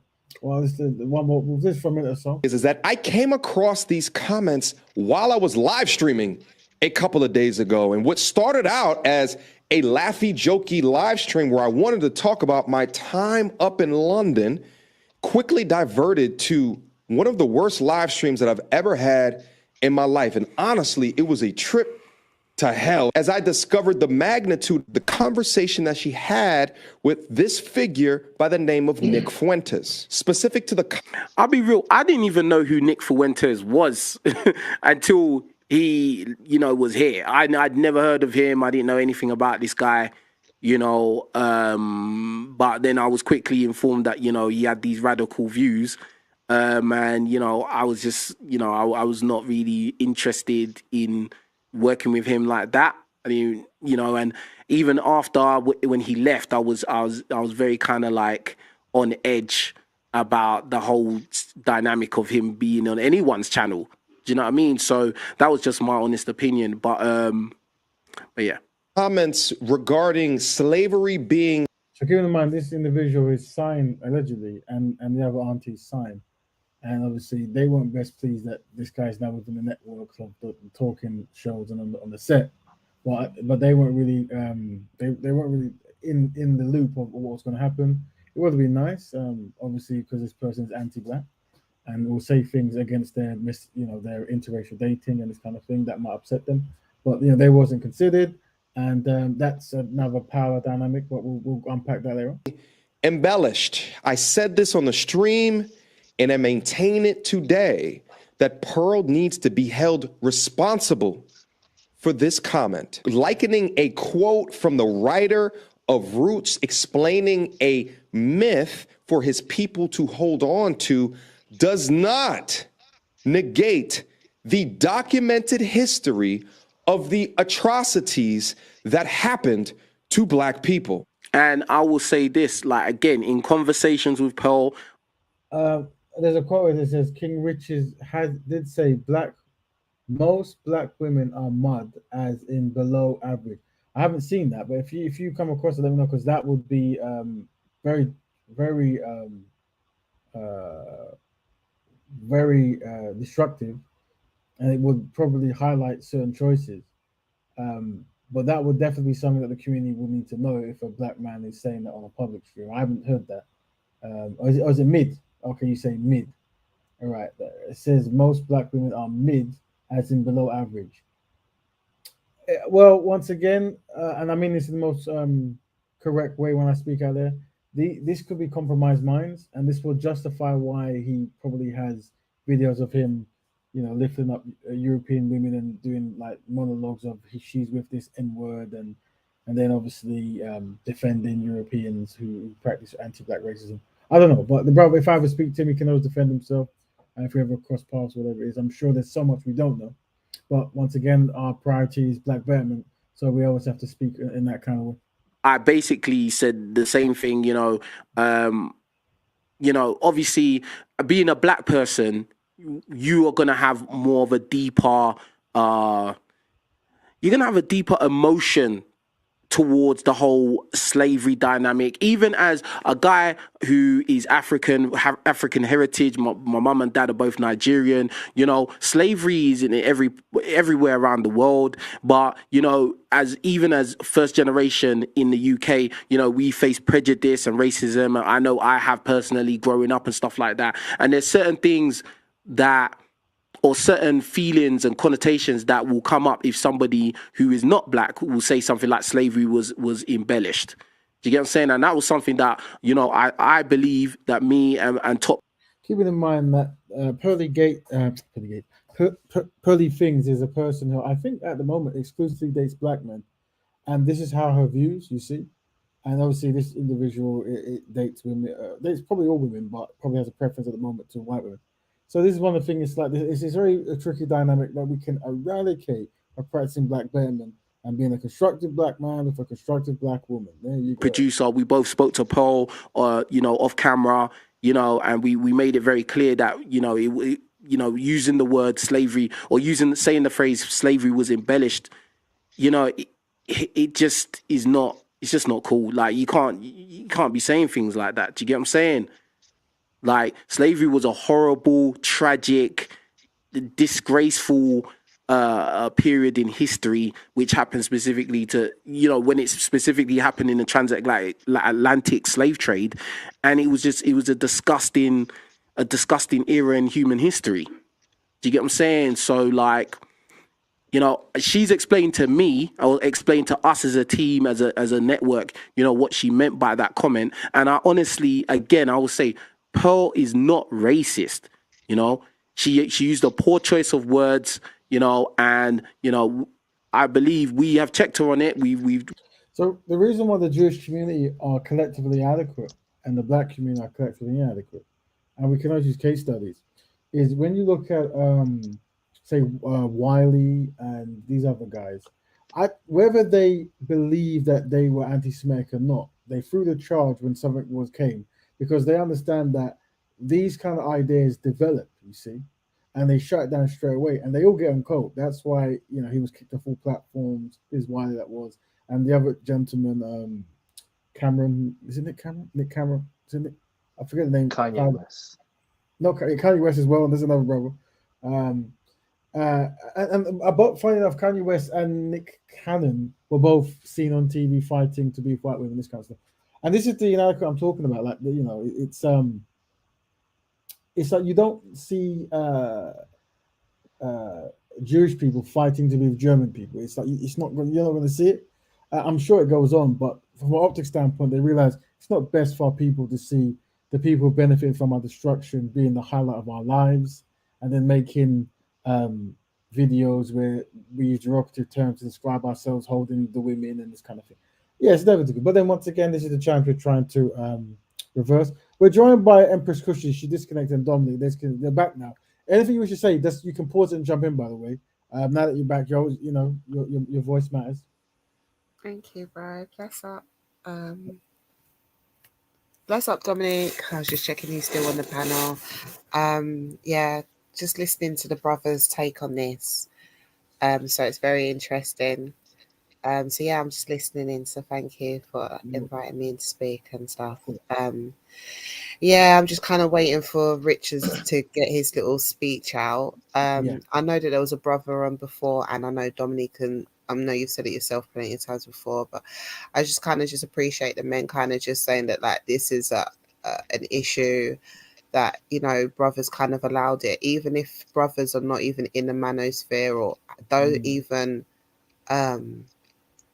think of that ilk, just the acknowledgement that collectively black men kind of fumbled the ball is kind of the narrative that I'm not hearing as loud. I think what instead we're hearing is these kind of excuses. If she's racist, what the word she went. I think they're going around the houses without really admitting that, like, they messed up, they effed up, they messed themselves up because they allowed this woman to come in, not only to come in, but then elevated her to their king. I won't even say queen. And she's giving out contracts, she's giving out livelihoods, she's letting you know how long she's going to own you. I mean, and then it all gets flushed out. And even Sarah doing this now, I mean, with all of the intelligence that you push on us to assume that you are, and all of this black knowledge that you came with before you were on this quote unquote manosphere, it was, you knew all of this information that you're giving us. And don't get me wrong, I love that they're just spilling it out because it just shows their integrity, and let it all burn. Do you know what I mean? I think that all of this needs to crash and burn. There's no salvage from this kind of thing that they try to build anyway. So to be honest, I'm just got popcorn. But the fact that this individual is now only talking about it now, but he knew all of these details before, but was happy to play along with it when his numbers was raising. It's like, I just, you're not fooling anyone. None of these men are fooling anything. I mean, the King Richards guy and the guy in a cap now. The guy in the cap literally looks stressed. Like he looks physically, he sounds stressed. His blood pressure seems raised. His heartbeat is raising over this woman. Like they are stressed out over this woman. These men are in that man's in America.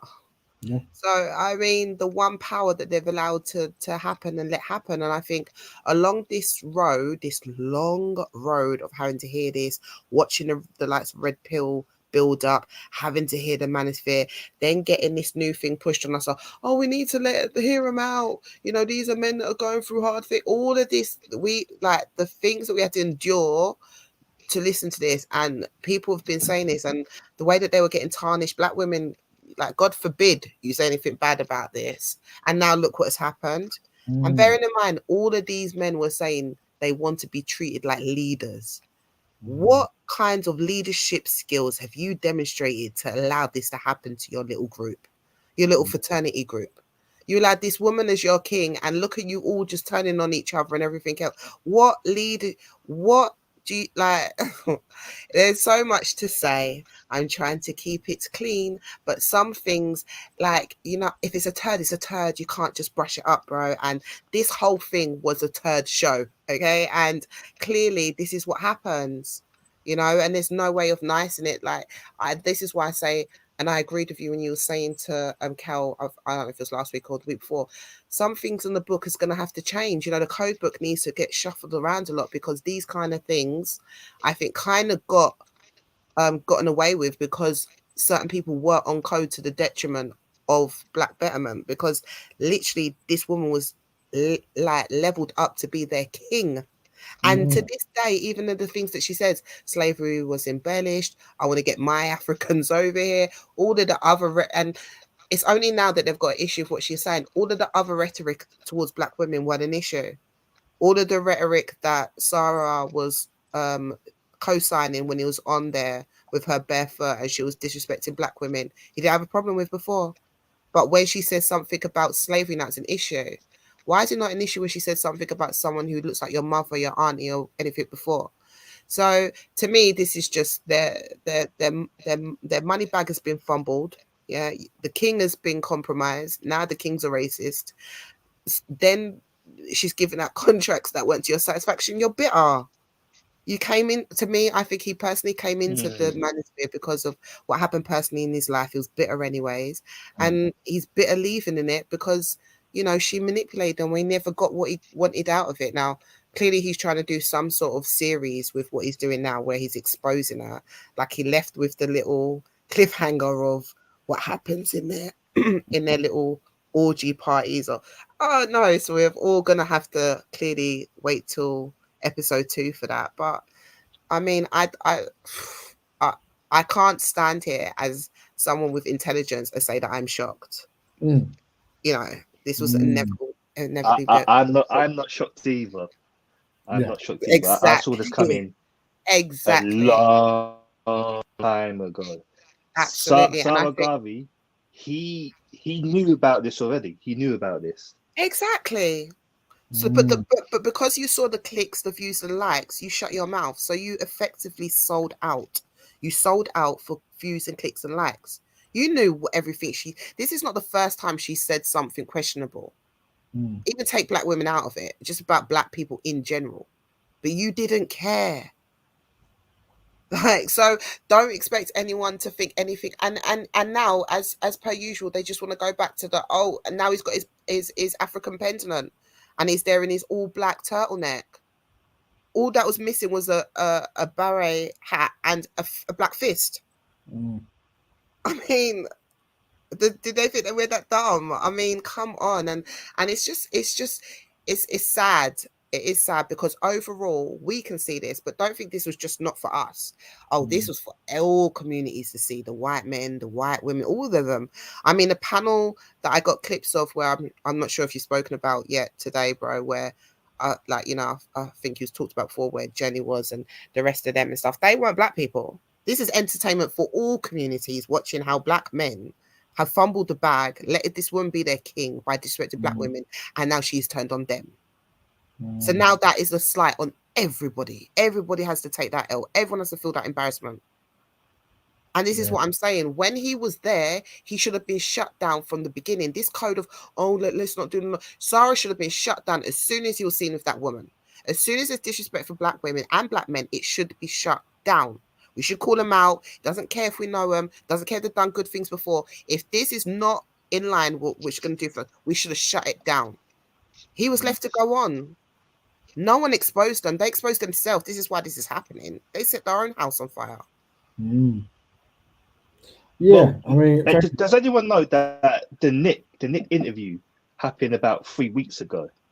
And Sarah Murray, like I said in the comments, he came on the show, I think 2 or 3 times, or maybe 2 times, after the Nick interview. So if he felt this way about it, he would have said something way before. It's only because people have been on his videos before the last one and commenting saying, are you going to address this? I think he feels he has to for the sake of his black image. That's the way I see it. He doesn't really want to do this. Yes, all of them. They don't really want to do this, but they probably feel that they have to, because if the Nick interview didn't come out, everyone would have been playing their role with Pearl, and that's facts. Yeah, but a strong point he said there is that the fact that it came out 3 weeks ago, this is only a big thing now. So I remember one of the main black men who have been fighting against, because like I said, I have been now following some men who are anti this, speaking out about it, and he did a video about it, and then it started catching on because he started, I think he started atting people on there. It was him, Jason so Black imagine was the one just that released through it. Exactly. So just through the ego, because they were called out. Remember, this has been going strong for 2 weeks. No one touched it. No one cared. No one bothered. If the men did notice it, who's in the manosphere, they shut their mouths because they didn't want it to explode. It was only because this individual who wasn't a part of it, again, a black man who put his head, and I'm not saying that he's great, I don't know this individual, but this individual put his head up above the sand and said, hold on, this ain't right. What's going on here? Called out. What's going on, Sarah? Atted people, and then it become an explosion. So this is what I mean. Like you said, they don't even have. This is what I'm saying. And remember, these were the same man crying out that black women are not feminine enough. They don't let us lead. This is the leadership. I'm glad that you highlighted that, because Jason Black said this in his live about 2 days ago, and I feel the same with this as well. Yeah, the black manosphere. It seems to me, from what I'm seeing, not what I'm assuming, just what I'm seeing, that the black manosphere is really black men against black women. Because when you see Sarah Garvey's channel, he started to copy Pearl's tactics on YouTube. So like I said, Pearl will have a thumbnail of a black female, and the caption will be, oh, she said this. Everything's negative, basically. Sarah Garvey, if you look at his channels, even right now, you can do it right now, he started to put more videos daily now, and it's about black women being negative.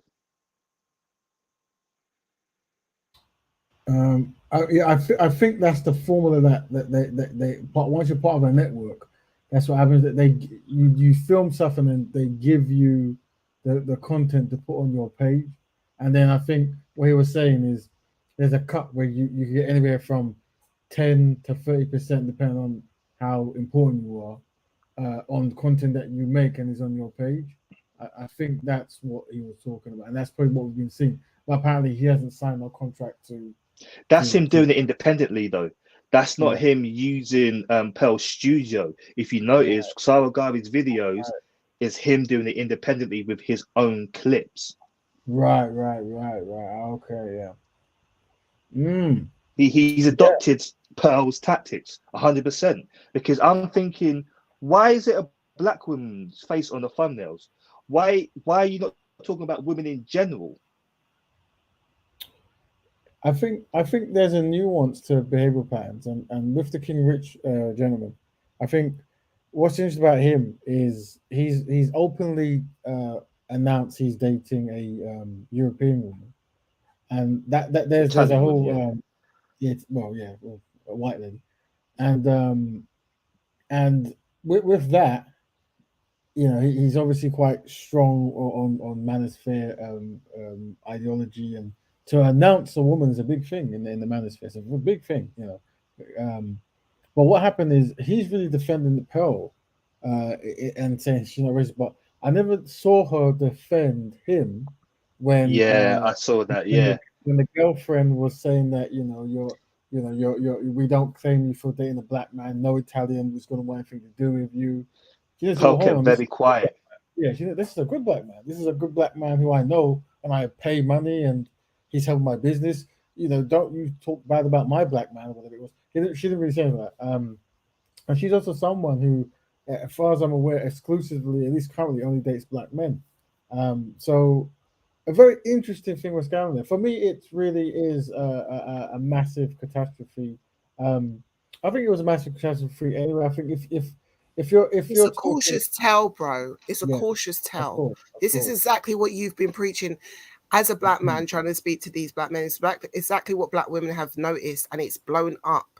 This is a case. This is effectively a case study, unfortunately, and it's if I'm really serious about it, it's shameful and it's sad. But I cannot attach myself to people like this anymore. That's why I attach them. I attach good black men from them as well. That's why I always specify. And that's why I appreciate when good black men can turn around and say, you know what, this is a man's problem. It's a man's issue. Because, you know, it was another black man who actually caught, like Dominic said, this was out for 2 weeks sitting there. So, you know, I don't think that this is something that was surprising. This was going to happen. You don't get anywhere disrespecting your own women as a set of men. No other doing that. And then who do you put as your king? Like, bro, I mean, come on. Yeah. It's laughable. Like, it's laughable if it wasn't so sad. So I think it highlights Oops, got your girl. You should have treated her right. Now she with a rip. Yeah, she love it over here. Yeah, I love it over here. Oops, got your girl. You should have treated her right. Now she with a rip. Yeah, she love it over here. Yeah, I love it over here. Yeah, these kinds of no way. Yeah. Oh, he goes in like, oh, he weren't lying. He proper goes in like that. That's normal, yeah. Yeah, he normally does that. That's what he posts. That's normal for him. That's not even the worst. So this is lightweight. What you're seeing. These men don't like black women. That's the way I see it. They go on her show and they troll them. That's what they do. Absolutely. And they've got no shame. And until we say it for what it is, there's no way of saying it nicely. You know, even the ancestors before us, they would have shut this down. Like, this stuff needs to be shut down. Like, this is an embarrassment. We can't co-sign this no longer. And if this explosion, haven't said this for black men, because I agree, some people have said in the comments, this is not for black women to get into or to start talking on or try to lead. Men need to sort this self out, and people are watching. Your women are watching. Of course. Do you understand? This needs to be sorted out and should never be repeated again. Do you know what I mean? And you can see the scrambling now. You can see this is new ground. You've got those who, what the perception was, they still wanted to hold on to Pearl. Now we know they were under a 3-year death row contract. Do you understand? So I think that's recent. It's recent, the contracts that have happened. It hasn't been like years ago. It's been recent. Yeah, but this has kicked off recently, and they've clearly within the contract, especially King Rich. So I think his response, now we know the backstory, now we know that his life is signed away for 3 years. We know why he's not going to now go against his boss, right? So just as a business, we know why there. But let's talk about the outside manosphere, all the RMTs and the O'Shea's and all these other people, like what Brother Raven listed for us. They're all in scrambles. Some of them want to hold on to Pearl. Some of them want to hold on to their blackness. Some of them don't know what they're doing. They're still keeping quiet. I mean, Sarah only spoke yesterday. This is how you know it's new ground. So it'll be interesting. I mean, I know what some will say might happen. I hope it doesn't, you know. But it'll be interesting to see how they sort this out, right? Because you can see some still wanting to hold on to their queen. Even though I know what you're saying, bro. Like, for real, how can you? But I'm seeing, like you said, do you know why? Yeah. Because the founder of the Black Manosphere, he's called can't remember his first name, Odison Ali. He started it with O'Shea Jackson. Right. He did a live 3 days ago. He even went live today about Just Purdy things, yeah. And he has been, I can't make this up, he's been cussing black women on his live, calling them the B word. He even did it when Pearl was on the live as well. So he this is the person that made the Black Manosphere with what's his name? O'Shea Jackson. And he's basically defending Pearl, saying you lot didn't have a problem before. To be fair, he's got a point, but that's not the point. You're giving her an excuse. You're co-signing it to a degree. So if you've got the co-founder doing this, I don't see where we can go. The Black Manosphere is just black men hating on black women. That's the way I see it. Absolutely. Because you just have to watch their content. Don't watch their words, just watch what they do, and they will reveal themselves. Because it's the same analogy with Pearl. When Pearl interviewed Nick, have you anyone not noticed she was very comfortable with Nick, because she would never say the things that she said with Nick to her normal panel with black guests. She would never say that. Because she was with Nick, she's with her real people. That's why the real Pearl came out. She forgot the cameras. It was her own studio. Exactly. Talking about slavery was in I don't even think that. I don't even think she forgot the cameras are rolling. I think she thinks black people are that dumb that she can get away with it. That's what I think. If she can give 10%, 15% contracts, exactly, she probably thinks I can say this.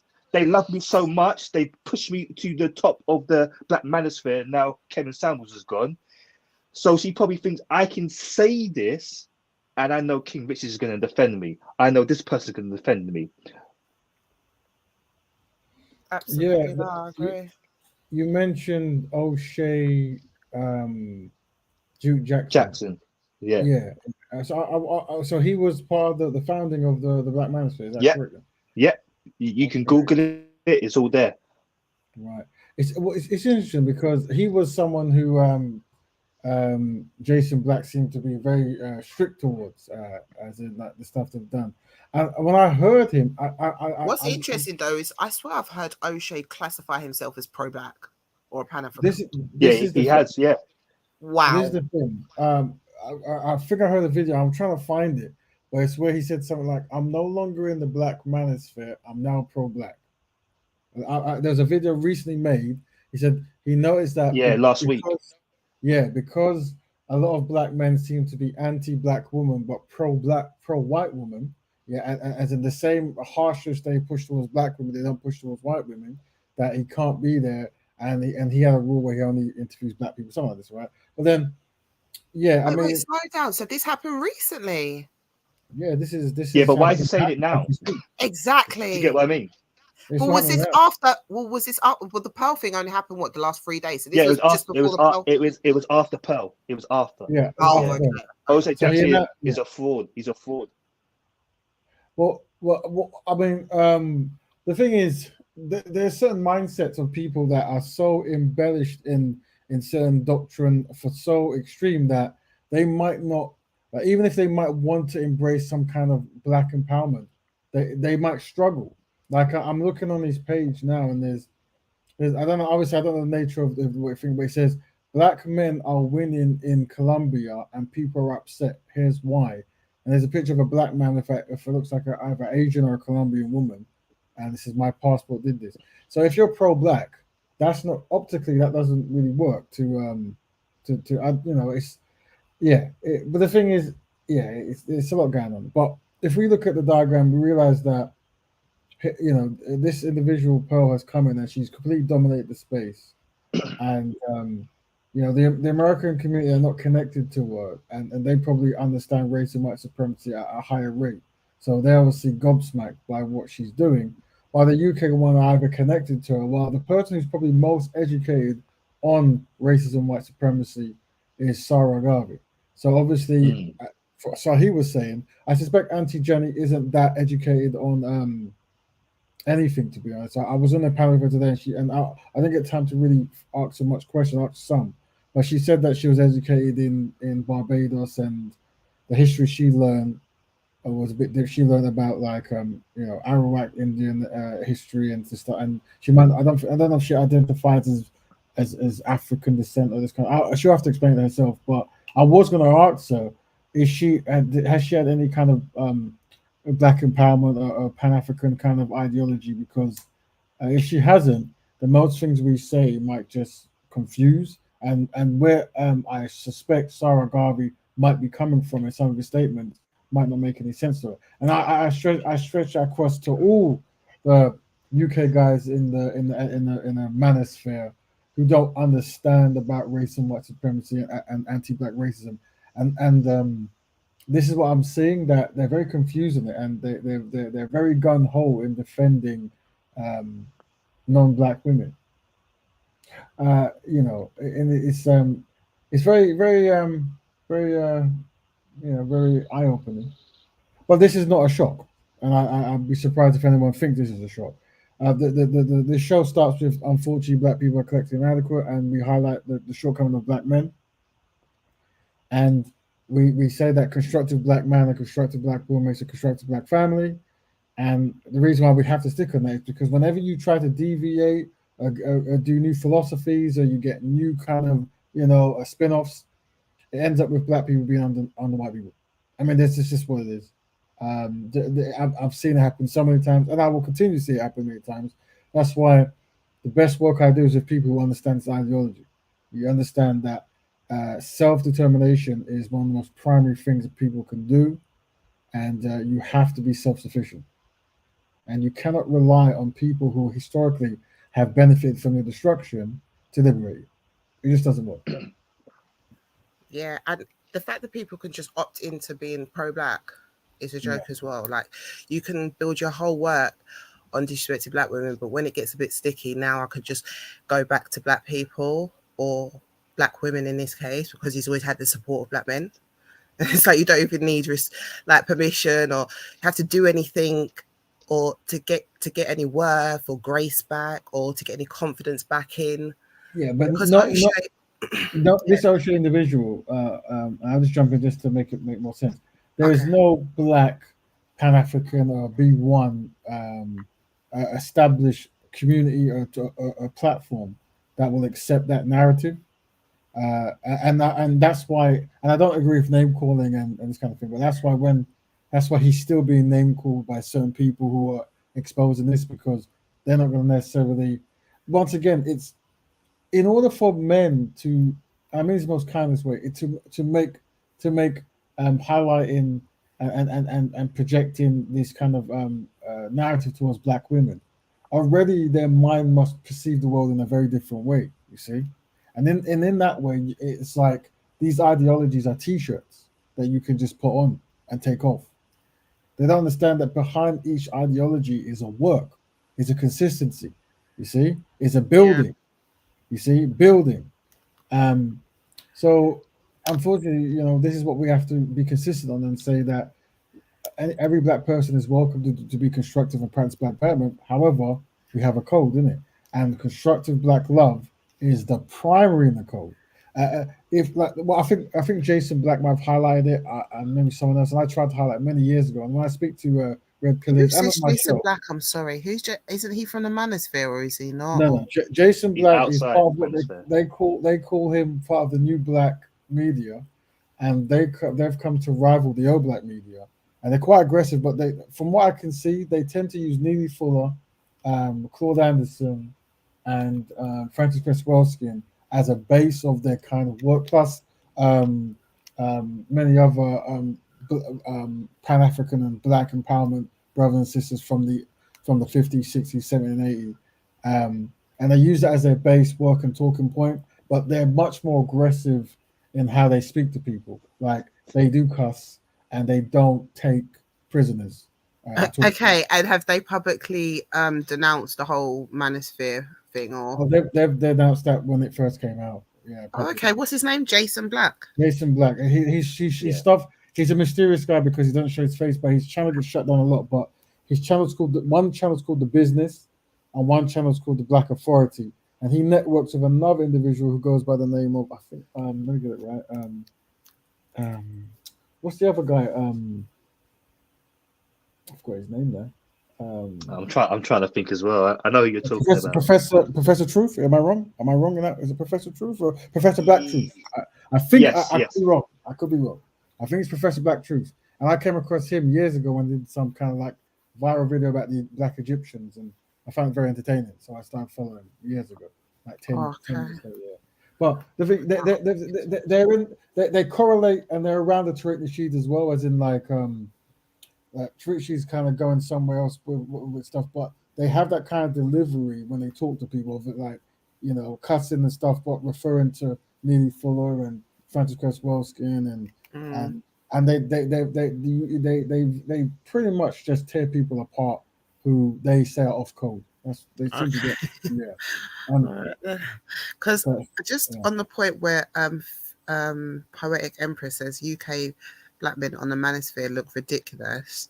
I don't know if you've picked up to that point, because I did have to pop out of the room 5 minutes ago and come back in. I don't know if you've looked at the comments. Have you picked up on that part at all? But what do you think on that? Because I find it fascinating even now that a lot of the people are so heavily influenced in the US. I mean, okay, so like when I was probably like influential age, so teenage 20s, yes, of course America had influence in me in regards to music and things like that, but there were certain things that I knew to just drop, or that was just a bit ratchet and like what we'd seem a bit ghetto or just not constructive going forward. And around my time it was quite cheesy to, like, if you was British, to walk around with like an American accent, or just to try and really like fake or copycat Americans. So I'm really surprised, because I'm not that old. So I don't understand why it's gone backwards, because I do agree with that comment with the amount of men who literally just watch a random YouTube channel like it's gospel facts, and then just start adopting those kind of life policies, or start disrespecting their own black women in their real lives on the back of this stuff. Like how much it gets influenced and how much it adopts it is just wild to me. Yeah. Well, we can't look past the I don't fact. think they notice. Like, I do understand what the sister says as a woman watching, males. That is literally I think your phone might be slightly disconnected. Can you hear us? I don't know what these terminologies, these American, like I don't know what these terminologies in these American words are and things. Like, I'm going to be disrespectful, but they're so rooted in America and day-to-day life. Like, I don't even know what 304 is. So it's very cheesy. Like, it's just amazing how they just don't see how it looks, you know? Yeah, I definitely wanted to push on that poet. Can you hear me? See, I think we might have jumped. Can you still hear me, Empress? Oh, sorry. You've been trying to talk. No, I didn't hear you before, but I can hear you now. I was going to say that you're saying some good stuff, but I think one or two things might have came out, but we heard it. We worked out. It was good. You cooked well. Yeah, the thing is, I suspect that the heart of a lot of this is broken men, and that doesn't excuse behavior patterns, but it seems, from what I've seen, it's a lot of broken men who cling together. Like, remember, one of the philosophies that is promoted is that a certain type of man gets 20% of men. I think they say get most of the women. So a lot of them identify as that 80%. And how they react to that information, is key. So obviously, some then become in the manosphere where they compete to be in that 20%, while some become in the red pill community where they become somewhat bitter that they're there, and they try to form lifestyles that make existing in that perceived reality better. And then obviously you get the harshness towards women. And I've seen it. I've seen people change. I've seen people adopt these realities or these ideologies, and then how they perceive women starts changing, and how they react to women failing starts changing, and certain kind of respect they might have had then diminishes. And obviously these podcasts don't help. But like I said, what I find fascinating is a lot of these people who are defending Pearlie, she is a woman. You see, she's a woman, but that same kind of energy isn't pushed towards her. So the only dynamic I can see is obviously Exactly. she is a woman of a different lineage, Right. and unfortunately, with racism, which people don't want to tackle, is a lot of us don't understand the unconscious bias and all the rest of it that we automatically have been conditioned to do. And I know that the reason why I'm bringing up this King Richard's individual and his European wife is because as far as I see in the manosphere, a lot of them are very cautious about announcing women as girlfriends, as in like there's a perception that you have many, or you don't let people know, or if you put out, then they can be judged for if they are not fit, friendly, and feminine. This kind of stuff. So to announce it must be like here. Sorry, you say something? I didn't know that. Yeah, of course, because if you listen to a lot of the stuff that goes around, it's very this kind of like, I would say player-esque, but it's really that in the sense of if you're going to be with a woman, some are for this, some are for that, and you don't tell them this, you don't tell them that, and it becomes like a science of how to be with as many women as possible. Well, what I do give credit to Kevin Samuels, and I have everyone in the manosphere. The reason why I have the only credit I can give in that world to Kevin Samuels is, and there's another lady called Crimson Cure, which we'll cover another time, but Kevin Samuels, from what I see, he was interested, as he confessed, in fixing the black family, regardless of his techniques and non-techniques. So, but deliveries, he saw a value in constructive men and constructive black men and constructive black women being together. He was very harsh towards black men and very harsh towards black women, and his come up came from the black women because that's where the manosphere poured in, right? But he confessed that this is important. The others don't confess that. They don't confess this. I haven't seen any others ever even mention. That's very true. You see this? Yeah, but that's the problem of it. If you're saying, okay, listen, if 90% of me bashing you, saying you're average at best, you're rubbish, you're overweight, you're this, you're that, you're this, you're that, yeah, literally, yeah, I'm not even over exaggerating, it was worse, yeah. And then you say a little side statement, but I want the black family to work. What is your legacy? The 90% of you're this, you're that, you're that, and this is whatever. This ain't a surprise. Whatever, even if he had said it, to be honest with you, I don't believe it, because like what someone said, I'm not going to see what you say, I'm going to see what you do. And your energy was telling women, putting them on camera and ridiculing their looks. Come on. What? And now you're telling me you're for black. Like, again, please don't tell me whatever liquid is falling on my head is rain, because it's not. Do you know what I mean? We are not, you're not falling in. And even if that's what he thought he was doing, his legacy is not. I mean, maybe some people, whatever, but the majority of people men now who used to talk about Kevin Samuels shy against talking about Kevin Samuels, especially if they want to be with a woman. His legacy is not of wanting to fix the black woman or the black family. His legacy is of putting black women on the screen and telling them that they're average of best, that they should settle for less, that they want too much. It was ridiculing and demolishing black women for all to see. So the people who are going to come up are doing exactly that. They're just not as good as it. Let me add, John, because that's very important what you said, and this is what I'm saying about. Pearl's done that actually. Yeah, Pearl's done it. Sarah's.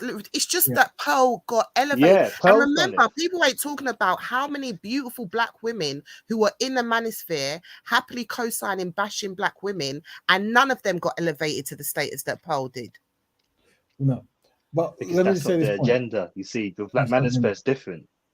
But there's the ripple effect, right? And it's like, and what it is when you introduce new ideas into the algorithm of the world, right?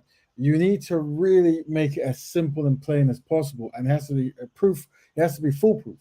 Yeah, that's why when we come on this show, no swearing, and some people struggle to do that, right? But there's a ripple effect of swearing, meaning we're talking, we're laughing, we're swearing, but then we're disagreeing and we're still swearing. And now the argument is now even fastly perpetuated, yeah, because of a perceived disagreements, right? Also, the reason why we say it has to be constructive black love, because if you start allowing non-black and this kind of stuff, then that becomes the primary. Like, oh, look at my beautiful non-black wife, And then what happens is we spend so much time looking at beautiful non-black women allegedly, and no beautiful black women. You see, so that's why whenever you push any kind of ideology out there, how have you safeguarded it to make sure that black people can't suffer? So if you are saying things, I don't know how that's constructed, like 5 at best, 4 at best, whatever, right? But you need to consistently be given examples of a person who has obtained this so-called, but they've done these things you've said, and they've achieved it. And like, you see, this is the gentlemen and women who've done this, and here's the people who haven't. And you have to. I know they don't want to do it. You have to inject some kind of humanity in your delivery. I understand that stern, cold face stuff is very helpful when it comes to clicks and stuff. But once again, the ripple effects, it then creates new underlings who do it an even more harsher way. It's almost like when you look at music. At first, you might have a woman or a man, and they're wearing a certain kind of revealing clothing in 10 years ago, 15 years ago, in some kind of song. Then you know that got through, so now let's make it less and less. And before you know it, animal porn. This push as far as we can go. You know what I'm saying? Well, this is what happens. You dropped that. But this is what happens. You've look at this individual who was having sexual relations with demonic presence on some homosexual music show. Or whatever. It was kind of stuff. You're right. Look at Little Nas. That's what I'm saying. You give it inch, take them out. That's why you have to have a set thing. Yeah, and the question is, how does this help black people? And whenever you say that, and someone goes, "No, how does this help people?" Push them away. Yeah. Push it away. Brother, we're good. You go help people. We'll help black people. Literally, you have to do it, and that's why you notice that the people who are practicing this kind of ideology, what we're saying, we're not in these kind of streams, are we? We're not in these kind of controversial things. Yeah, but everyone who I've met in Speaker's Corner who has this kumbaya, universal, all this kind of stuff, they've all been compromised. Every single one of them. Absolutely, and as always, the silence is deafening. When stuff like this happens, they're nowhere to be seen. All this kumbaya. Do you know what I mean? Of course. And yet you're still here talking the same. And this is what I'm saying. That's when you know truth stands alone, because you are still standing here. You can still say the same rhetoric that you started before the manosphere was even created. Yeah, till now, till when it's all exploding. Your rhetoric has not changed, Brother Raven. Why? Because it stands on truth. Of course.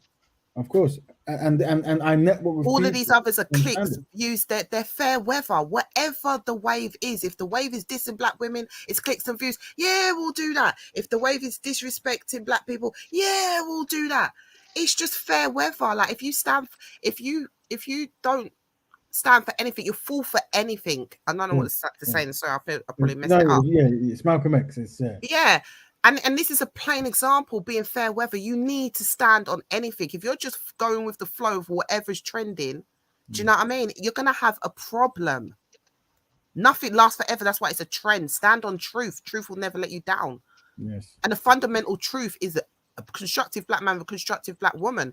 Anyone comes in to intervene that, people should shut it down. This should have been the 100%. biggest example. 100%. 100%. And what you're saying is, all power to the brother Sarah, because he was trying to educate her on history, whatever. So he says. But the issue is, even that was unnecessary. Like this kind of let me explain to you what we've been through. It's like because you're so intertwined, business and relationships and stuff. Now you have to explain to a non-black person why you deserve to be treated like a human. You see. And we've done that many years. It isn't relevant. You know what I mean? Here we go. So I would say, whenever you network with any black person in the world, no matter how rich or connected they are, you ask these 2 questions. What are your views on black love? Constructive black men with constructive black women, raising constructive families. Black people improving the realities of black people.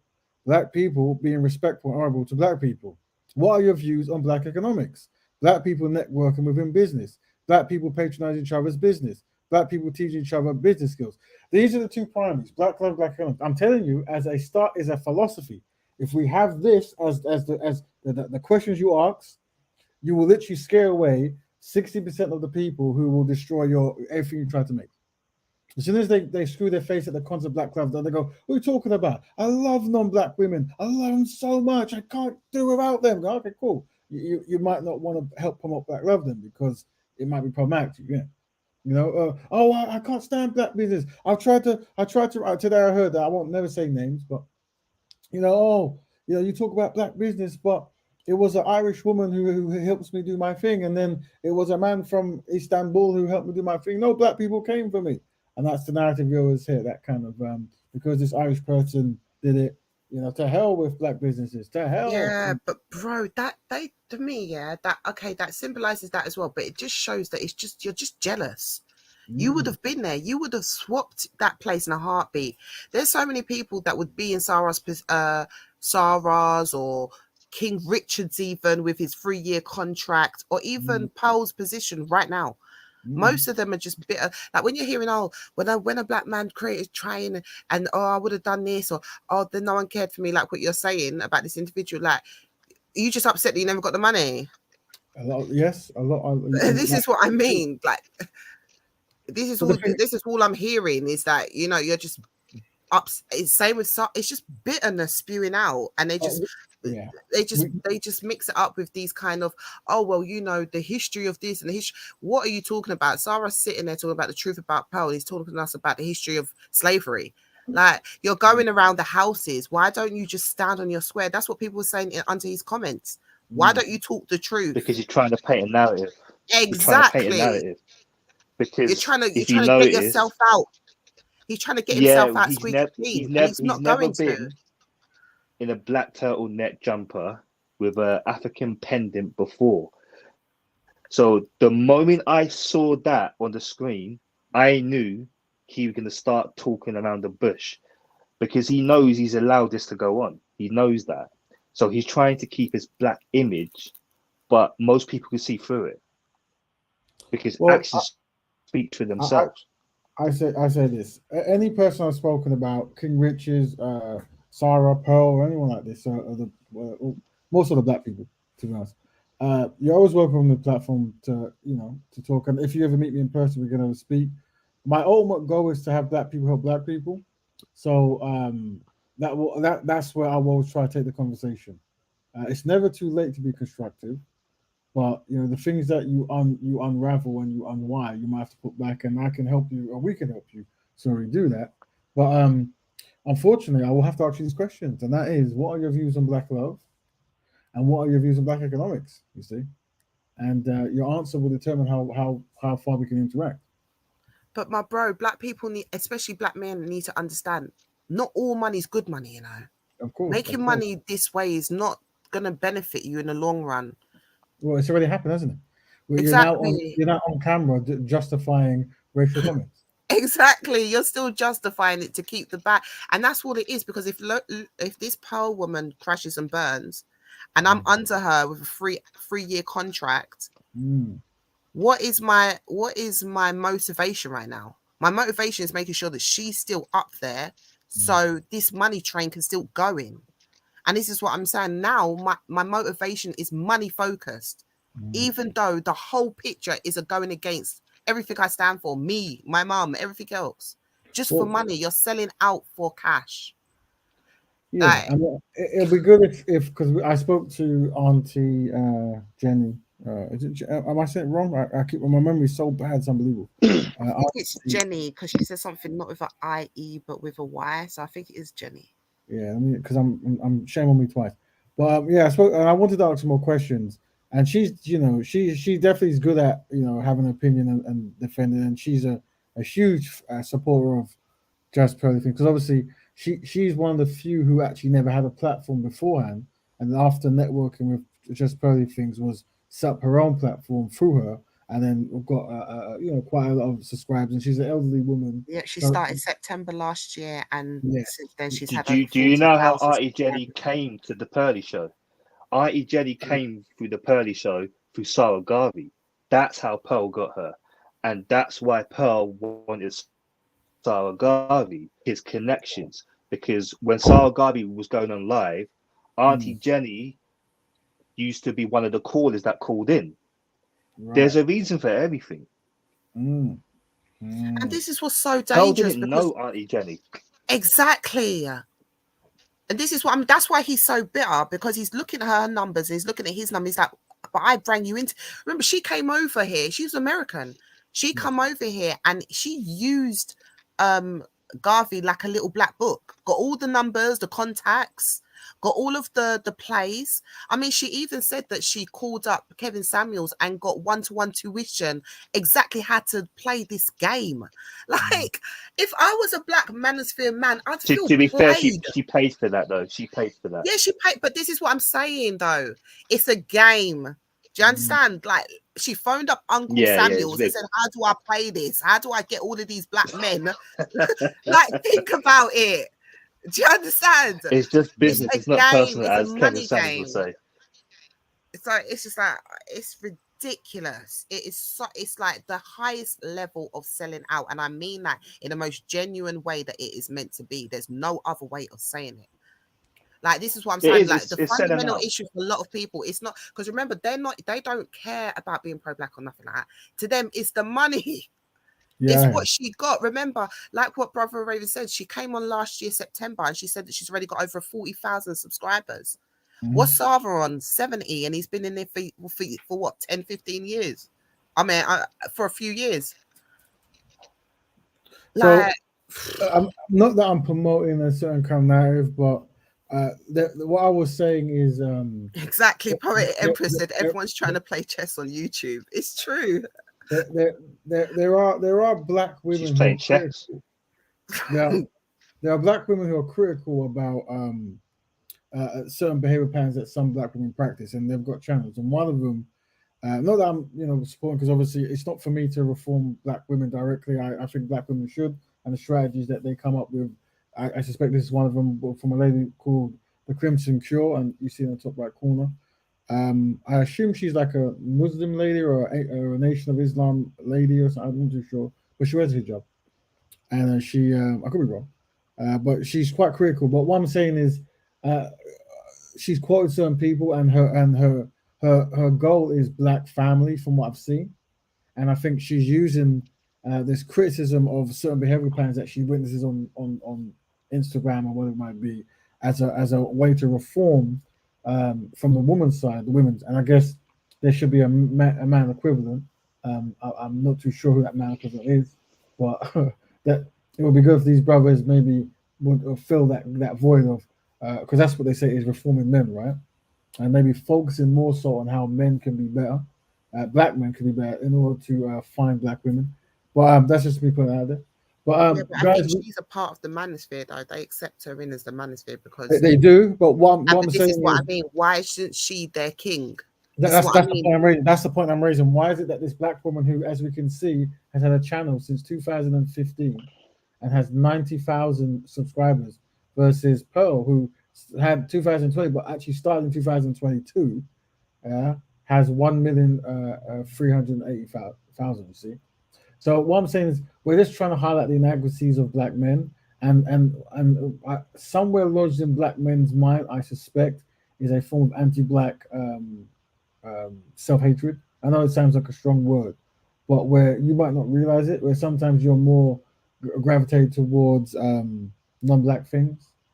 And I'm saying that sometimes you have to actually reprogram yourself and not do that. And how you do it is go, hold on, what am I doing? I'm talking about black people on a white platform, off code. There's just certain things like, how does this help black people? Yeah, and definitely fighting and arguing on any channel isn't constructive, but definitely not on a non-black platform. So codes are important. Well, family, we've actually gone like quite long, and it's something we can continue the idea of what we're talking about. But is there any kind of last words that Empress, Kush, Brother Dominic would like to say at all? Yeah, I'll just say it's great. It's great seeing you on the panel as well, Brother Dominic. You should come on more often. Yes. Although we do love having you in the chats as well. And I'll just say that another great show, bro. And I will say, if you DM Auntie Jenny on Instagram, she said that she's open to speaking to anyone, have an open dialogue, even with people who might disagree with her. And I think because she's saying that she stands alone. Well, currently that's what she's saying now. Well, obviously she's connected to Pearl, but her views are her own. And she's quite confident, and she says that she's willing to speak to anyone. So I definitely would think it'd be interesting to have a conversation with her, like a genuine conversation with her, because it was interesting hearing her speak compared to hearing her on like clips. Yes. You know, like so, and asking her genuine questions. That would be interesting because, as what Dominique said initially, and what she said initially, like she was a fan of Sarah, and now all of a sudden she cannot stand Sarah. Yes. So yeah, it'd be really interesting just to have those kind of like conversations with someone who doesn't necessarily agree with us, and just have that kind of, because you've been saying that you want that, like a genuine, honest kind of conversation with someone. She definitely seems like the type that will hold her own, can still hold a respectable conversation and handle people not agreeing with her comments, but conducting a conversation. Yes. So yeah, like I'll send you the deets that I heard her say, but yeah, I definitely would and sooner than later, because I don't know what is going on in the manosphere right now. So I don't know if her contract will allow her to speak or whatever. But I'll send you over the dates. But yeah, I think that's the parts I would just like to add. Thank you for that. And last words, Brother Dominic. Yeah, it's been a great show as always, and I will come on more often. I wanted to come on this one particularly because I have followed the Pearl saga for the last few weeks and even before this even happened. And I would like to end on this. This is probably a clear example, not example, a case study of what happens when you start a black manosphere and you leave the door open for a white person. You might not think a white person will be a leader of the forefront of this or interject with her personal agenda, but when you have black men that seem to have a as Kel would say, what's the word? I forgot what it begins with a D. Dopamines. When you put white people, or as soon as you see a white person, your guard drops down, and that's what's happened. You've seen Pearl, and for whatever reason, it seems like we as men have just let our guard drop down, and we've idolized her purely because of her skin, because she's not a 10 as an attraction wise, she's an average plain Jane, but because she's a white female, it seems like we've just let her take this for granted, and she's shown what she really is. She might like black men, but she definitely doesn't respect black men, because she's allowing black men, even though it's their own accord, to disrespect black women. And she's doing this to monetize of black destruction. Because why else would she put all these black people on the show? Why do you think Auntie Jenny is signed up to Pearl? She's chosen Auntie Jenny. She's chosen King Richard because they talk a certain way. It's entertaining. She knows the algorithm. You know, when Sarah Gari speaks, it's different. It's not as strong as King Richard or Auntie Jenny, but he sounds more intelligent. She's done certain things for a reason, and it's a clear example of this is what happens when you let a white person take over the scene. And I blame Sarah Guy for this, because he allowed her to come in. You may have been helping her, but Sarah Garvey, you had your own show, remember? You had your own show and you stopped it, or wasn't consistent enough, and eventually you did stop it, and you ran with Pearl Show. Me and my missus were saying this. Why have you stopped your own show? Yep, the Black Opinion Toolkit. I used to watch all that.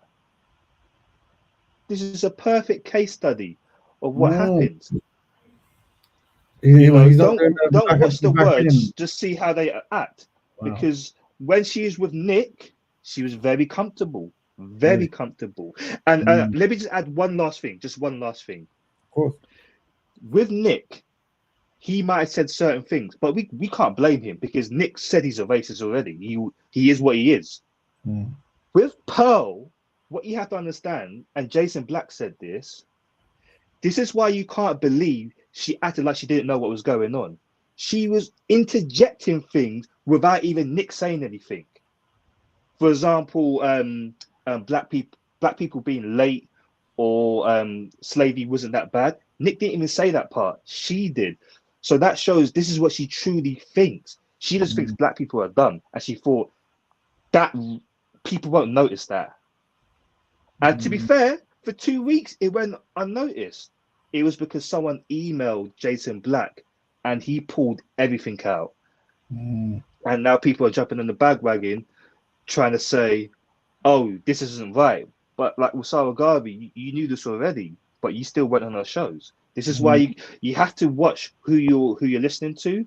That's why I don't really watch people completely, because their agenda takes over their moral views. Thank you very much, Brother Dominic. Well said. Well said. So to everyone out there, back Betterment, and hopefully you'll tune in next week for more Black Betterment. Black Betterment. Black Betterment. Black Betterment.